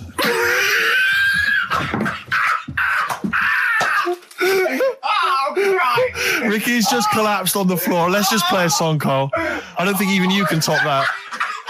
You know, I wasn't getting back into London. Well, I was up for it. I was up for it. 7:30, but yeah, but we all need to be there. It's not just me and you being there. Yeah, so yeah. No, you're right. I mean, you're absolutely right that I wasn't there yet because I wasn't willing to just be governed by your particular schedule. You want to jet back in from another of your holidays. It wasn't a at holiday. 8 o'clock. Wasn't a holiday. That Well, was, so what? You What were do you out mean? of town. What do you mean it wasn't a holiday? What was it? it was a treat, wasn't it, for my mum and dad? So it wasn't a holiday. What? So you didn't enjoy the 5 days off? You'd rather have been here moaning 8 hours a day, 7 hours a day. You see, we said last week that you're always whinging. Here you are whinging now. I'm not And you're moaning. saying it's not even a holiday. You're saying it's not even a holiday. What was it then? Would like a nurse who takes sick children to Florida, would they say having a great holiday? Sorry, what particular ailment did your parents have for the week that they had to fly in? Karl Pilkington, MD. Yeah. What are you talking about? Well, all right, it was a holiday. Well then, good. Now some honesty, now some truth. So you came back from your holiday. You wanted to start back to work straight away. Steve couldn't be bothered to meet. Is that what you're saying? That's what I'm saying. So we've got nothing prepared for this. Well, you can rely on Rockbusters. Right, that's coming We've got up. nothing. Monkey News. Even though you were away, you were still working. Still doing stuff. Did you go to That's- the Monkey Sanctuary? I'll tell you about that. Tell us about it. Play a record. Sure. All right. Do you want Smashing Pumpkins? Smashing Pumpkins. Yeah, I thought an yeah, old yeah, classic yeah. from them, Cherub Rock. Yeah. Smashing Pumpkins, Cherub Rock. That, of course, Rick, is available on their greatest hits. Brilliant. If you want. I mean, that's how I rock. So Yeah. I know they. I'm very much the shape of a cherub as well. Well, indeed. Naked with a couple of And a rosy big arse. and a trumpet. Yeah. Do they have trumpets? I don't know. I've just had an email here. Monkey News Yeah. from a listener. Monkey spotted holidaying in Cornwall. A chimp was spotted holidaying in Cornwall last week after befriending a family of 3. One onlooker said, "It was incredible. He dressed and behaved exactly like a human being. He even settled the hotel bill at the end of their stay. The only telltale sign was his lack of table manners and the incoherent babble when he opened his mouth." There we are. So Well, what do you think of that, Carl? that's the listeners, Carl. That's Joanne. Amusing, articulate, accurate. She remembered Accurate. exactly who's there and everything. Set it in the bill. It's all there. So I mean, even though people think that you're slightly simian, slightly less than human on the evolutionary ladder, they do listen to you. So I mean, I don't know who's more stupid in the end, you or the listeners. Well, you may recall, Rick, at the end of last week when Carl had to shoot off early, we issued a little request for listeners just to bombard Carl's email with just pointless emails that really weren't about anything, just to clog up his email for when he returned. Yeah. Rick, they sent them all to us. Brilliant. I mean, that's the kind of listeners that we've got. We've got reams here on our email of just junk. I mean, it's like a Marx Brothers plot, isn't it? I mean, It's just ludicrous. listen. Listen to what we say. I got one about a shaved cat. Well, that's not pointless. I'll be reading that later. Oh, you're loving it. Yeah. I'm happy. That'll keep you going for a couple of weeks. I'll be reading that. Really, it's about some monkey. I think it was a chimp. Who's an ape? Go on. He tried to. I mean, the story sets off at a sort of a weird thing. Yeah. It's something about he went to Russia to do some business. What are you talking about, Carl? It jumped past that bit though. It didn't start there. What are you... Do you know what I mean? It didn't tell you what he was doing. It just said, "There's this monkey. He went to Russia To do some business. I know. do some stuff. I don't know. Bit of what- monkey business." And anyway, didn't work out. So, they were furious. We wanted a surgeon. You send us a monkey. Anyway, ended up being homeless. Oh. No, you're So it joking. was taking a turn for the worst. What? Couldn't even get into like a tree hostel or anything like that. That's What's that little trolley? He's talented. Oh dear. You're talking nonsense, Carl. well, whatever. Steve, you were out of the room there. Mhm. Carl took a phone call from someone. Okay. He's found a cellmate. Right. Not a soulmate. I think one day they will be cellmates. Yes. Because he's just like, he loves everything Carl loves, and he was telling Carl stuff, and Carl's face was lighting up. Yeah. He's told him of 2 Russian kids in the circus. They're covered in hair, and their mum tells them off because they're covered in fleas. Carl said, "See, that annoys me again, innit? They do something else." And the bloke went, "Yeah, they should just make money out of being hairy." And Carl went, "Exactly." And he said, "Have you heard of the 3-legged juggler?" And the bloke went, "No, what's that?" He went, "That annoys me as well." Because he thinks they shouldn't have done juggling, they should have done football. Do you know what I mean, though, Steve? What do you mean a 3-legged juggler? What are you talking He's a about? famous 3-legged juggler. Oh, he's mega famous. He's like the Beckham of wherever he's from. But the other day I was looking in, I don't know, Bizarre magazine or something, right? And there was this fella who, he had no arms. So you saw a picture of him. His job was fixing watches. Did it with his feet. Go on. Well, it's just, why pick the most hardest job to do when you haven't got any hands? Crush grapes. Or... Do you know what I mean? That annoys me. Oh, crush grapes. Imagine him being told that, and he comes into the careers advisory where I go, "Now, what do you want to do, Hargreaves? Make watches? Right, take a look at your arms. Crush grapes, mate. Sorry, you're a grape crusher. Next." Brilliant.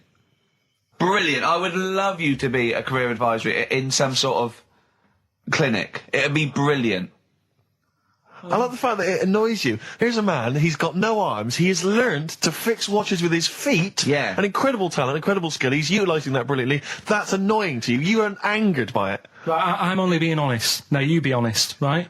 Your watch is broke. Who would you go to? You're in a rush. You need it fixing in a rush. Now, you need some fresh wine.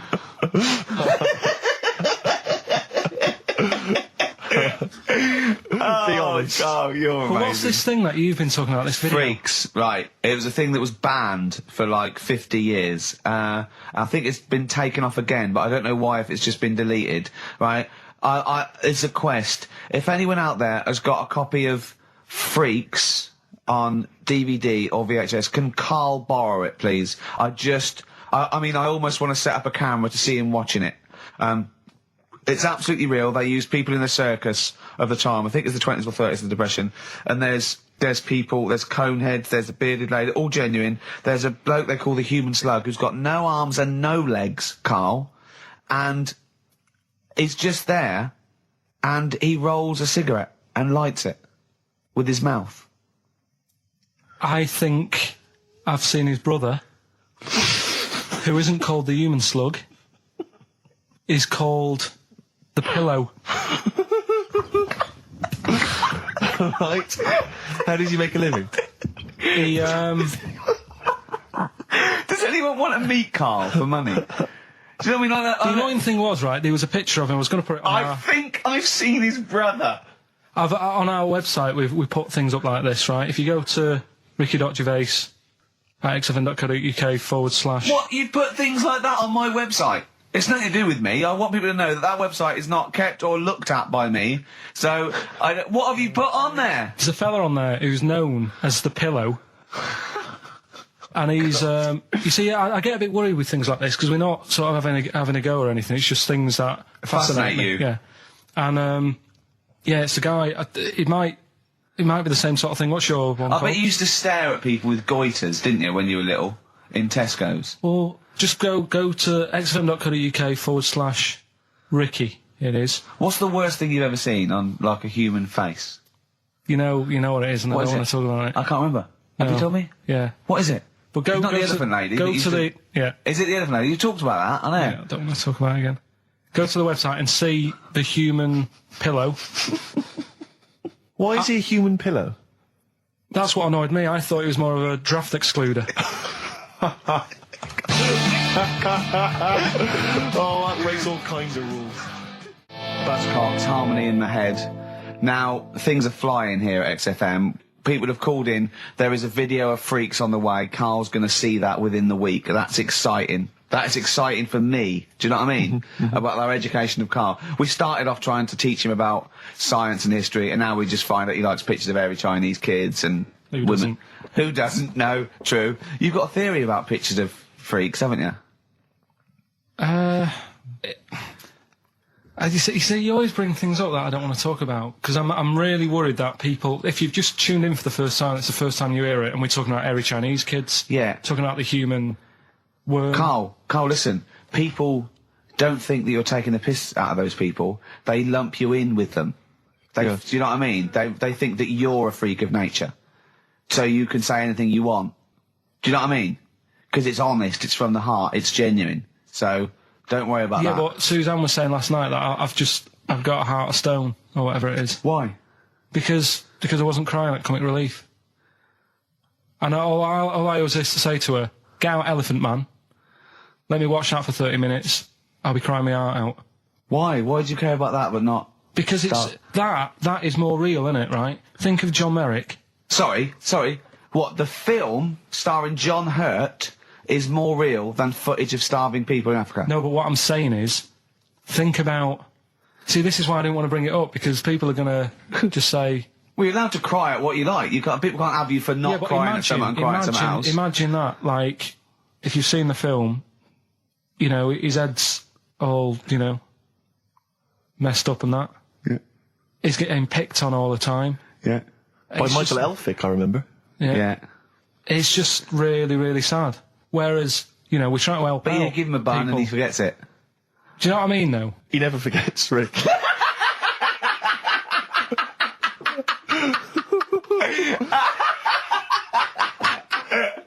Oh dear. Anyway. Oh God. We're giving away stuff again. Yeah. Time Tell for me your theory about freaks who have their picture taken. No, I'd leave it. No, can I tell we'll you? We'll do it next week then. Can I tell you what this Go is? on, quickly, what is it? Right, when he sees a little picture, like in his books he's got, he carries round those things, right? And there's like a fella with a little head with some like able-bodied people. He goes, the only reason they got to take that picture, right, was so they could show their mates, say, look at me, the little fella with a little head. That's his theory. Yeah. So every picture of a freak, they're being Steve, let me describe the picture to you. This little fella with a little head, right, playing on the piano.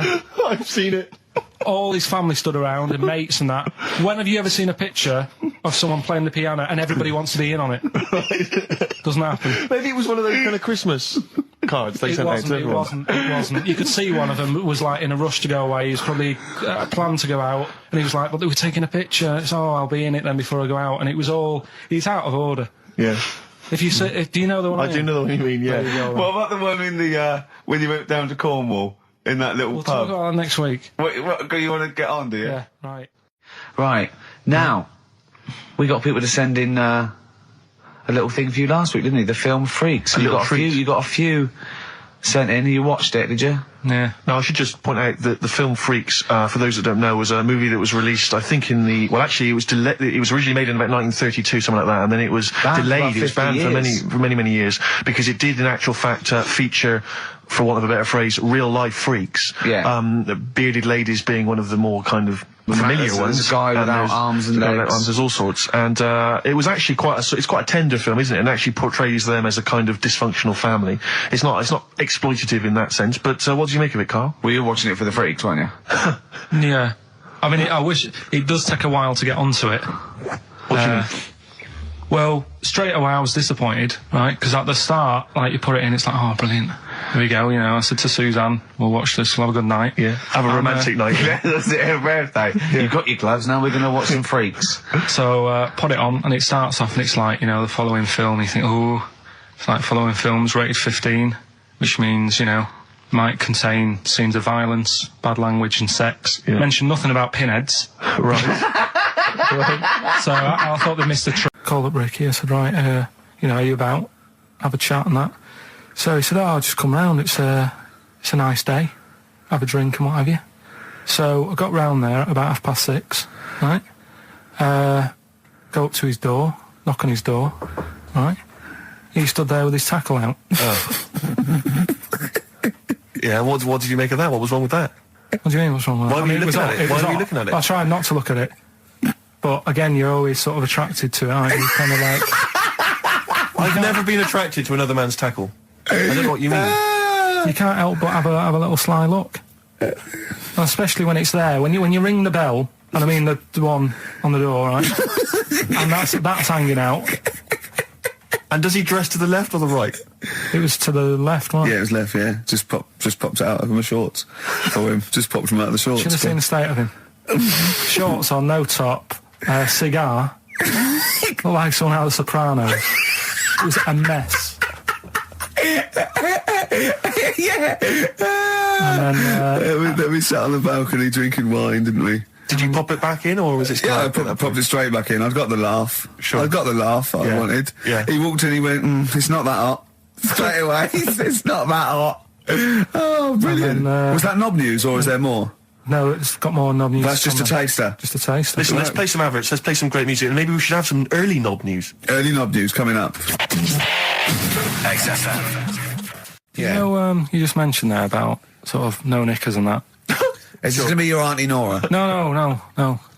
It's just, you know, like the last flat that I lived in, I always had a good view across the road, and I could see, it was the hairy... There was the hairy Chinese not kid, hairy yeah. Chinese kid, he was just a Chinese kid, actually. Yeah. Yeah. Running Because back. that's rare, isn't it? Hairy Chinese kids are very rare, isn't it? Yeah. There's only one official sighting, isn't there? In one of those shit little magazines that you buy. And there was the old woman who didn't move, she was just sat there reading a book all the Who time. we think possibly died and no one came round for weeks, yeah. And now I've moved, right? And it was quiet for a bit. I always look at what view I'm getting, right? Looks across and it was just sort of empty, sort of flats ready for people to move in and that, right? Anyway, people are in there now, right? And they've put all the furniture in, but I haven't put any curtains up. Oh. Right. So anyway, I'm sort of washing up, just having a look out the window. Yeah. Right. Girl sort of wandering about, knickers on. Right. With no knickers on? You mean No naked? knickers. Well, she had a bra on. Right, okay. But, She's no probably knickers. looking for a knickers. So I thought, and I don't know how long I was looking. No. Right. But anyway, she looks across. Oh, God. I think she spotted me. Yeah. I think, oh, God. I felt really bad. Yeah. I said to Suzanne, Sorry, is this some sort of Peeping Tom confession? No idea. well, he's not, that's the thing though. Peepington. If I was peeping, she was peeping as well, because she was looking over. Works both ways, doesn't it? Yeah, but yeah, all she could see of you was your bald head. Yeah. No, but And your this hands is it. moving as you were washing up. And some white-looking substance frothing up. Particularly stubborn stain on this glass. Yeah. Oh, God. Imagine that. Imagine if she looked across. I'm assuming your sink is lower than the window. But didn't she just cover up or something? Or she looked back and go, oh, you're looking at my fanny? Well, the thing I did, What? I thought, just sort of drop me boxer shorts. Because I What? thought, well, Suzanne said, what are you doing? What are you talking about? What are you talking about? No, just so they can see me cheeks of me. What are you talking about?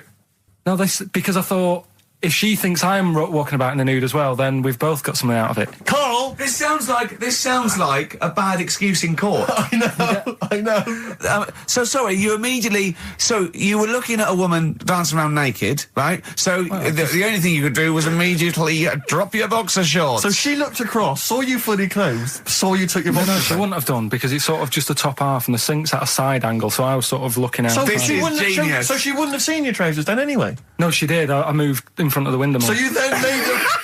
You actually climbed in front of the. Oh, this is amazing! So you climbed in front of the window to show off. No, your, it wasn't your naked obvious. lower half. Suzanne said, what are you doing? And I I bet said, she did. What are you looking at? I sent you in here to What clean up. are you doing? I'm just taking my trousers down, stand by the window. Why? Because there's a naked woman across the road. What do you think I'm doing, Suzanne? I'm exposing myself while looking at some free fanny. leave it. What's up with you, Suzanne? Anyway, Wait a minute, can I just check? A final question. What did the woman across the way... What happened? What was her I reaction? didn't look again. I just thought, you've seen a bit of action as well. We're both happy. Let's leave it. Brilliant. Another holiday. Well, it wasn't holiday. Well, it was. You had 5 days off work. Why isn't it holiday? You had 5 days not working for a living. You know how many days holiday gets a year now? 29. Oh, that's more than teachers, isn't It it? makes me sick. It makes me sick. Well, I know the kind of hours you work, Rick. It's mad. I mean, if you're not in work by midday, you're furious. No, but I mean, I'm always... 29's normal for the normal working person. Yeah, but, you know... And anyway, it wasn't a proper holiday. I went to see my mum and dad. It's nice to see them and everything, but it's not holiday, is it? Why? It's not going away. It's not getting on a plane, is it? Going away. Oh, is that definitely a holiday? What happened before 1950? I don't know. People used to go... Yeah, exactly. People used to go to Blackpool or Brighton. That was holiday. Yeah, but I didn't Where did go you to... go? Went to Wales. There you go. Lovely holiday. Lovely holiday. Have a holiday in Wales. That's what they say, innit? Come to Wales and have a holiday. That's what they say, innit? But so come to Wales and meet your parents. Come to Wales and have a lovely holiday. Right. Well, anyway, it was good and that. It's always good to see him. Right? Yeah. But Week off work. do you know, like my mum likes gnomes and stuff, Yeah. right? Of course she said, does. She's lived with one for 30 years. She said, get your dad to take us to this park where they've got 6-foot gnomes and stuff, right? Have a walk about. Sounds like a nightmare. Yeah. Sounds like a living nightmare. Keep an eye on Carl. So He anyway, stood still for 2 minutes. Someone bought him. no, you can't buy them and that. It's like a little exhibition thing, Yeah. right? And it's part of a hall, right? This big hall that you have to pay to get in, but we didn't want to see the hall. I just wanted to see the gnomes. Of course you did, yeah. So anyway, my dad says, yeah, well, we can get in there for free. Of course he did. Clever. Right? So we parked up on this little country lane, right? No one about. We walked How much down was it to go in? Like £2? about £3 each. Yeah. But he said, well, yeah, but if you don't have to pay, do you know what I mean? You enjoy it even more, don't you, when you're walking about and you think, I've got this £3 in my pocket, no one's having it. Yeah. Right? No, looking over sort of for a bloke with a peak hat saying, can I see your ticket, please? I wouldn't enjoy it more, no. Go on. Yeah, but you don't worry about it, do You you? got a bit of money now then, Rick. You've changed. So anyway, so we had to walk across about 4 fields For £3. Right, and what happened was we're walking through all these fields and what have you, big grass and muddy bits and all that, 'cause it'd been raining, and climbing over fences and stuff. And we're in this field, right, and I look to my right and there's about 30 cows all staring at us, right? And Suzanne started to panic a bit. She said, we shouldn't be here. And Dad says, of course we can, we're allowed to go wherever we want, you know, all this land, it's ramblers' rights and all that stuff. Yeah. And take a cow if you want, unattended. Serves him right for leaving him in the field unattended. I'm having one. And keep us fed for a week. Anyway, these cows start surrounding us. Surrounding us. Oh, brilliant. Oh, no. Face off. And Suzanne's panicking, going, this isn't right. We're not going to make it to the fence in time. They're moving faster than us, and he started sort of running a bit. Wow. And it's like some kind of bovine West Side Story. A gang of cows coming at you. Don't worry about it and stuff. But my dad had to sort of stand there and like wave a stick at him. Of course. And we got away, but Suzanne was like having a bit of a sweat on. Got away. Saying, we could have got killed. Sure. And my dad saying, no, it never happens. And I just wondered if it does, if there's a risk of... Yeah, it is rare, but there's been a couple of cases of being trampled by cows. They're not aggressive, they sort of run through you. Well, they're aggressive if they've got a calf. Did they have kids? What? You had kids with them? Kids, yeah. That's goats you're thinking of. Yeah. Maybe they were trying to sneak into the gnome thing, and they were worried that, like, if too many people did it, they thought some cows, we can just sneak in where cows, no one's expecting cows. And the cows were going, walk upright like you're human. Don't walk upright. They thought you'd blow their cover. Yeah. Yeah, people have been killed by cows before. Yeah, that was like the highlight, and then... So when you arrived there, you were presumably covered in mud, looking like something that had just come from Glastonbury, staggering around this exhibition. It wasn't that bad, it was just like a woods, and it had like a funny sort of funeral, like a graveyard thing. Right. Yeah. With bodies sort of hanging out the ground and that, and we had these 6-foot gnomes. Right. And then we just set off again, walked back. But we're sure this wasn't a dream? No, it was good, And like follow me in the van, and he was like a northerner like you, and he was giving it all the all right, yeah, you know. I tell my girlfriend's a DJ, she's got some of these speakers, they're fantastic, and he's giving me this, and then my mind starts working. Now that I've got a bit of time to think, I'm thinking, wait a minute, this all sounds a bit dodgy. Yeah, it dawned on me, Rick. You know, Paul, are you? You're streetwise. Exactly. You're streetwise, Steve. Not only that, I was thinking, how am I going to get them home? I've got to drop the car off at the BBC. How am I going to get these huge speakers back to where I live? And how can I pay for them? Because I've just spent £100 on Find the Lady with a couple of blokes in the square. It seemed like a fair game. Some of his friends were winning. But so I explained to him, I said, I can't get them back to like Brixton where I was living at the time. He went, don't worry, give us an extra 20 quid, we'll take them home for you. Oh, that's good. Delivery. They do a whole service, you see. And there's also a backup guarantee. Did they have the guarantee, the 3-month guarantee? They didn't. No. But I said, I'm not sure about that. He went, well, why don't you put them in a cab, send them back, and your housemates can collect it? I was like, oh no, there'd be no one in. And I was beginning to sort of get a bit conscious of like, maybe this was a bit of a scam after all. So I pulled into like a little side road. And I said, I'm not sure I'm into this now, actually. He went, what are you talking about? It's 200 quid for a pair of speakers. It's a bargain. You never get a bargain like this, mate. I'm going, not too sure, actually. I don't think I want them. He went, 150 quid, mate. 150 quid. I went, no. He's 100 quid now to you. And I'm thinking, wait a minute, this doesn't sound like the kind of work that Dixons would be doing. Dixons don't do that when I go in. This is it. Dixons never negotiate in that way. When I go there, look around and I leave, they go, where are you going? Exactly. I go, no, we'll have anything then. Have anything for a quid. So I stopped the car and the white van pulled up behind me with his mates in. Sure. And I said, can you get them out? I'm not interested. And he went, 100 quid, mate. And he was just going, you tosser. You obviously want some speakers. And he was having a go at me. So I was carrying the speakers out and putting them back in the white van. And he was just shouting at me. He was going, 70 quid. I was like, 70 quid from 200. This is ludicrous. You realise that wasn't Dixon's policy then. Exactly. They don't usually shout, you tosser, as you leave the shop and walk down Camden High Street. They're not usually shouting, you tosser. You should have took the offer of like the monthly payments they've got on at the moment.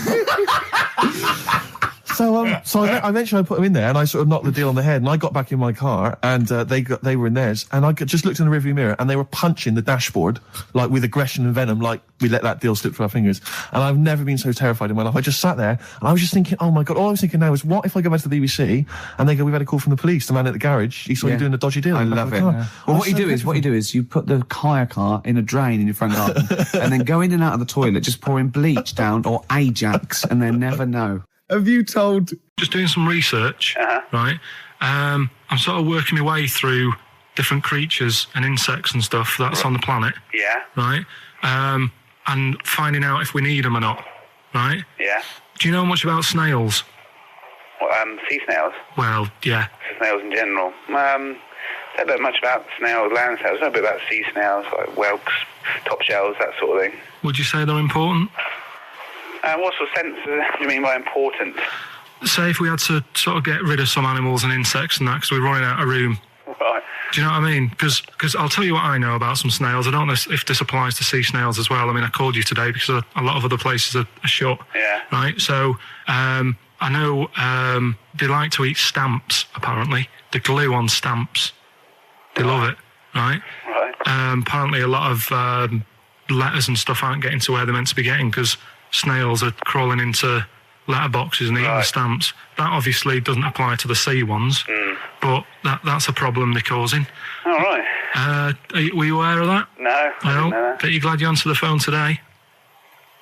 Right? They love beer. Beer, yeah, who doesn't? And also, I don't know if this is right, but I heard that they sleep for 13 years, or can do. Right, I wouldn't know if they can sleep for 13 years or not, but... I mean, sea snails are pretty important, yeah, they do quite a good job in the sea. They graze on algae and they provide food for other animals.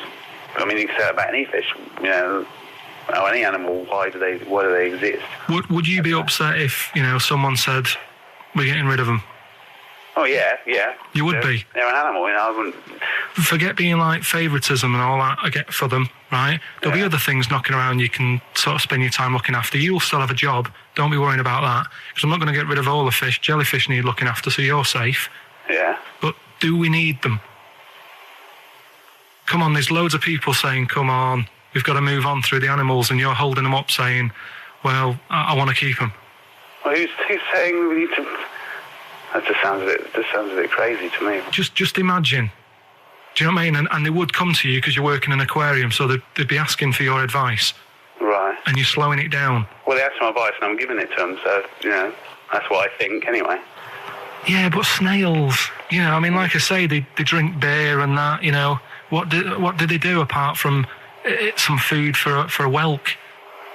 They were around, their descendants were around a lot longer than we have been. Yeah, they've been around a long time, but what have they done? Well, they've survived that long, so they must be doing something pretty good. Well, apparently they sleep for 13 years, so really, even though they've been around for ages... I think that sounds a bit... I don't think they sleep for 13 years. Not all of them, just the tired ones. So, snails, do we need them? Well, yeah, I just think they've got to, just as, you know, it's not for us to say, do we need them or not, we can't just... So you think we should keep them? Yeah, definitely.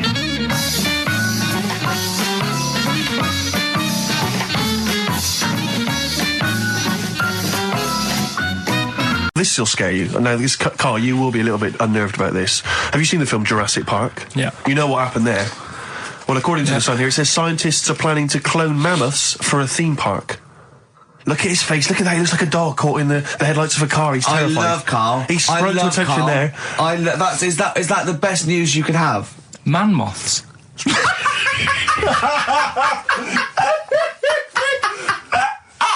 Right, yeah, man moths. I man love moths. the fact that that's why he was so excited that they bred a man moth.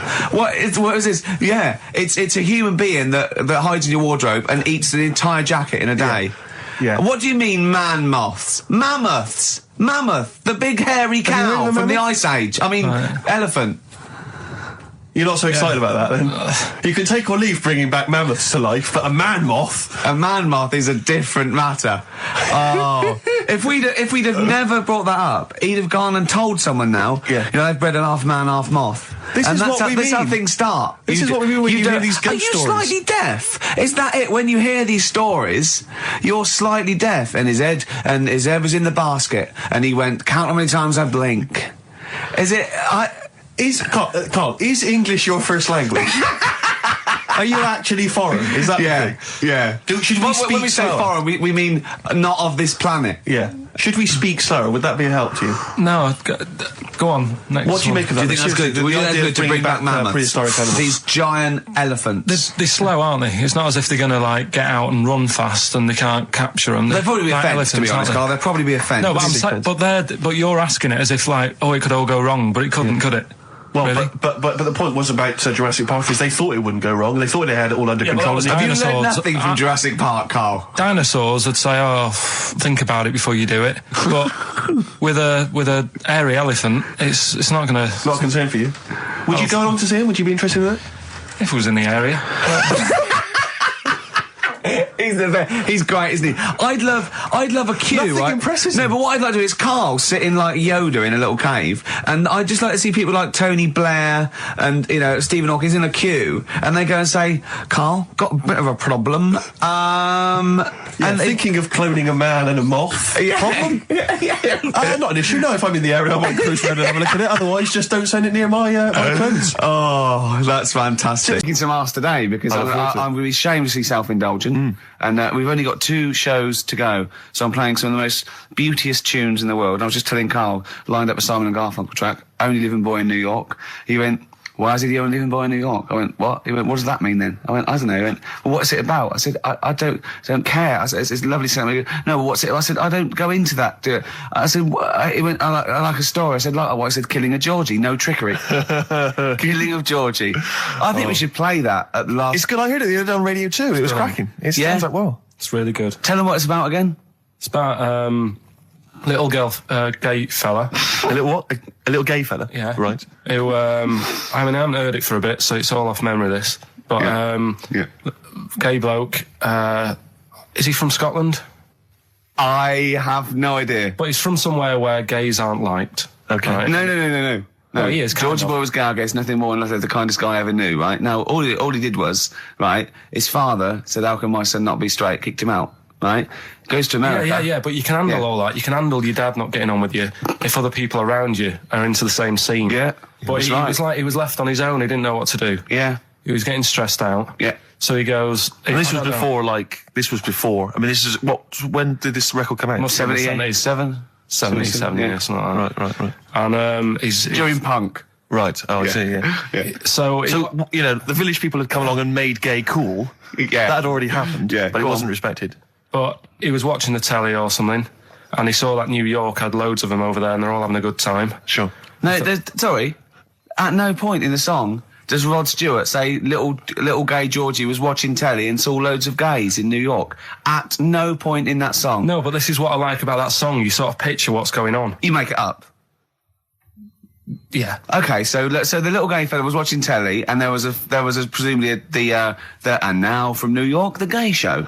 Yeah. Or whatever, because it was a big scene over there, wasn't he, in the 70s? Yeah. Okay. Right. Go on. So he goes over there, and he's having a great time and that. He's meeting... Went to New York town, very quickly settled down, soon became the toast of the Great White Way. Yeah, they loved him. All the old queens blew a fuse. Yeah. Yeah. And then, I don't know, he was out late one night. Yeah. And he's walking home. Yeah. And gets attacked, gets killed, and he's lying in the They gut. didn't intend to take his life, they just pushed their luck a little too far that night. Yeah, you see? So, yeah. But what's good there? Is it good that he had a bit of a good life and was able to be himself? Yeah. Or should he have stayed in Scotland? He didn't come from Scotland. Again, I really... Well, I think, is there any way we can get this song before the end of the show and play it? Because I've heard it recently. A lot of people listening will have never heard this song. They won't have any idea what we're talking Can about. I say what you said when we were talking about that song once before? Is it bad?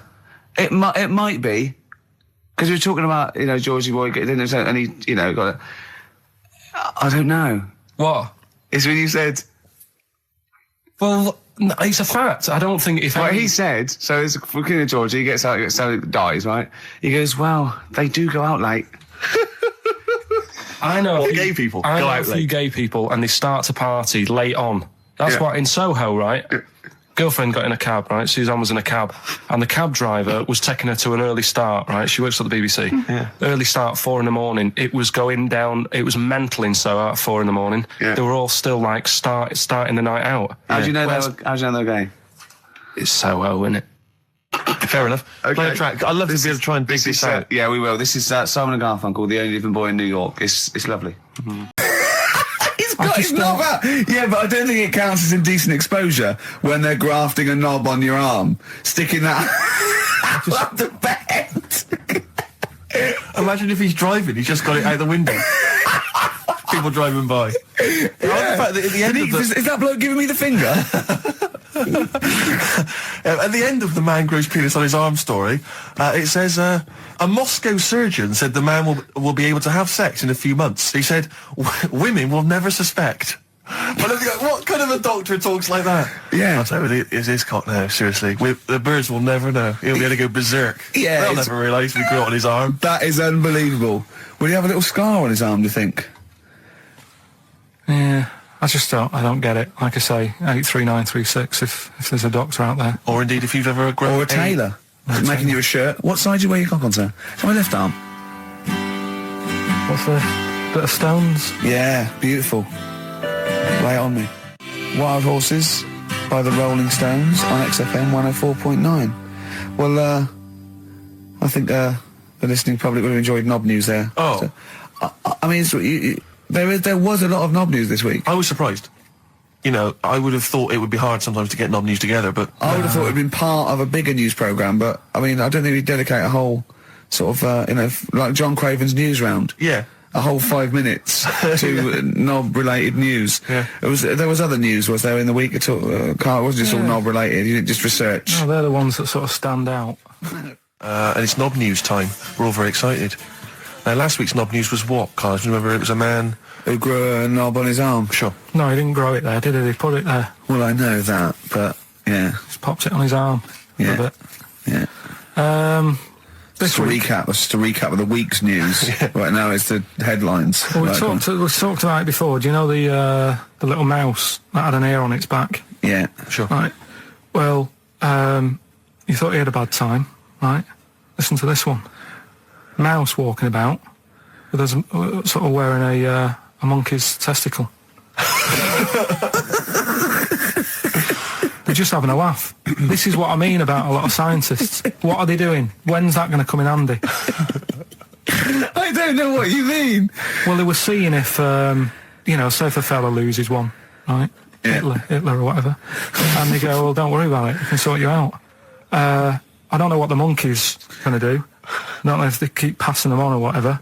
But the actual monkey testicle was put on the mouse. And it worked. It worked for the mouse. But isn't it... I mean, isn't a monkey's testicle quite large in relation to a mouse? Would it not look like the mouse was on a space hopper or something? Oh, yeah, it didn't look good. Well, they didn't put it where its testicles would be. No, they did. They put it... Well, how could it walk, then? The ear was on his back, so he could just get about. Well, I don't know. But well, you don't know, do you? You just guessed. Did they grow the monkey's testicles where the mouse testicles would... Well, it looked stupid anywhere else, though, wouldn't it? Oh, whereas a mouse with monkey testicles, that's fine. Oh, you'd be showing off. You'd be all right. I'd prefer that than the ear. When that mouse gets put back in with the other mice, do the other mice go, George, you look different. Have you had anything done? But the weird thing is, as well, apparently it still works as a monkey. What? So, like, what are you talking about? Like the sperm and that was it was still sort of monkey. Of course it was. What are you talking about? Well, that's weird. But what, Carl? What? But what? It's only a thing to give it nutrients. That's all the thing they're testing. It's like grafting at that level. Right. What's your question? Because I'm right. What do you think? It would change eventually. It would have changed into a mouse testicle because it had been hanging round a mouse for so long. No, I thought the actual sperm of it though would be a mouse's. Why? Because it's hanging off a mouse. No, but your sperm is actually created in the testicles. So that's why it has to be outside your body. Otherwise, we put them in a nice little cage. But I'm guessing then that they've done this operation so that they can do it to humans. Yeah. Why would I want a monkey testicle if my kids are going to be monkeys? What use is it? No, think. That's no. That's going to happen anyway, Carl. Yeah, but think. Think of what you're saying. They've grown a monkey testicle on a mouse to see if it would still function as a monkey's testicle, okay? So they can do that to humans. So think, Carl. What they'd do is they'd grow a human testicle on a mouse, and it could still be used as a human testicle. So what? To give you a testicle that you've lost. From a mouse? No, from another person who it was kept alive on a mouse. Because it's kept the nutrients alive, as opposed to keeping it in a deep freeze. Maybe bollocks go off after a week. I don't know. Maybe they get accidents. He had a little a card. Do you donate your testicles? Yeah, I'll tell you what. No one needs testicles yet. Let's keep them on a mouse. You have yours ripped off in some sort of bizarre skiing accident. You go, well, you're in a Battersea Dog Town. You pick the ones you want. They can grow them on anything. They can grow them on a Dachshund. Bulldogs are growing them usually that's where you see a bulldog. Usually that's waiting for an operator. What don't you understand, Carl? Hang on a minute. I thought this was knob news, not testicle time. I don't understand why. Yeah, testicle time's not for another 10 minutes. Yeah. No, it's all sort of linked and that, though, isn't it? Sometimes it's linked to a mouse. But what do you think about, like, I don't know, testing stuff out like that? Is it worth it? Could you not just go straight from... But listen, Carl, I'm getting this information from you. No, if this was on Question Time and someone said there were, Dimbleby and Paxman or whatever said it, I'd think about it as a moral dilemma. You've just said you saw a mouse with a monkey testicle. What do you think of that? I don't think anything of it. I don't think anything of it is the answer, Carl, because I can't trust the info. I cannot trust anything that comes out of your mouth.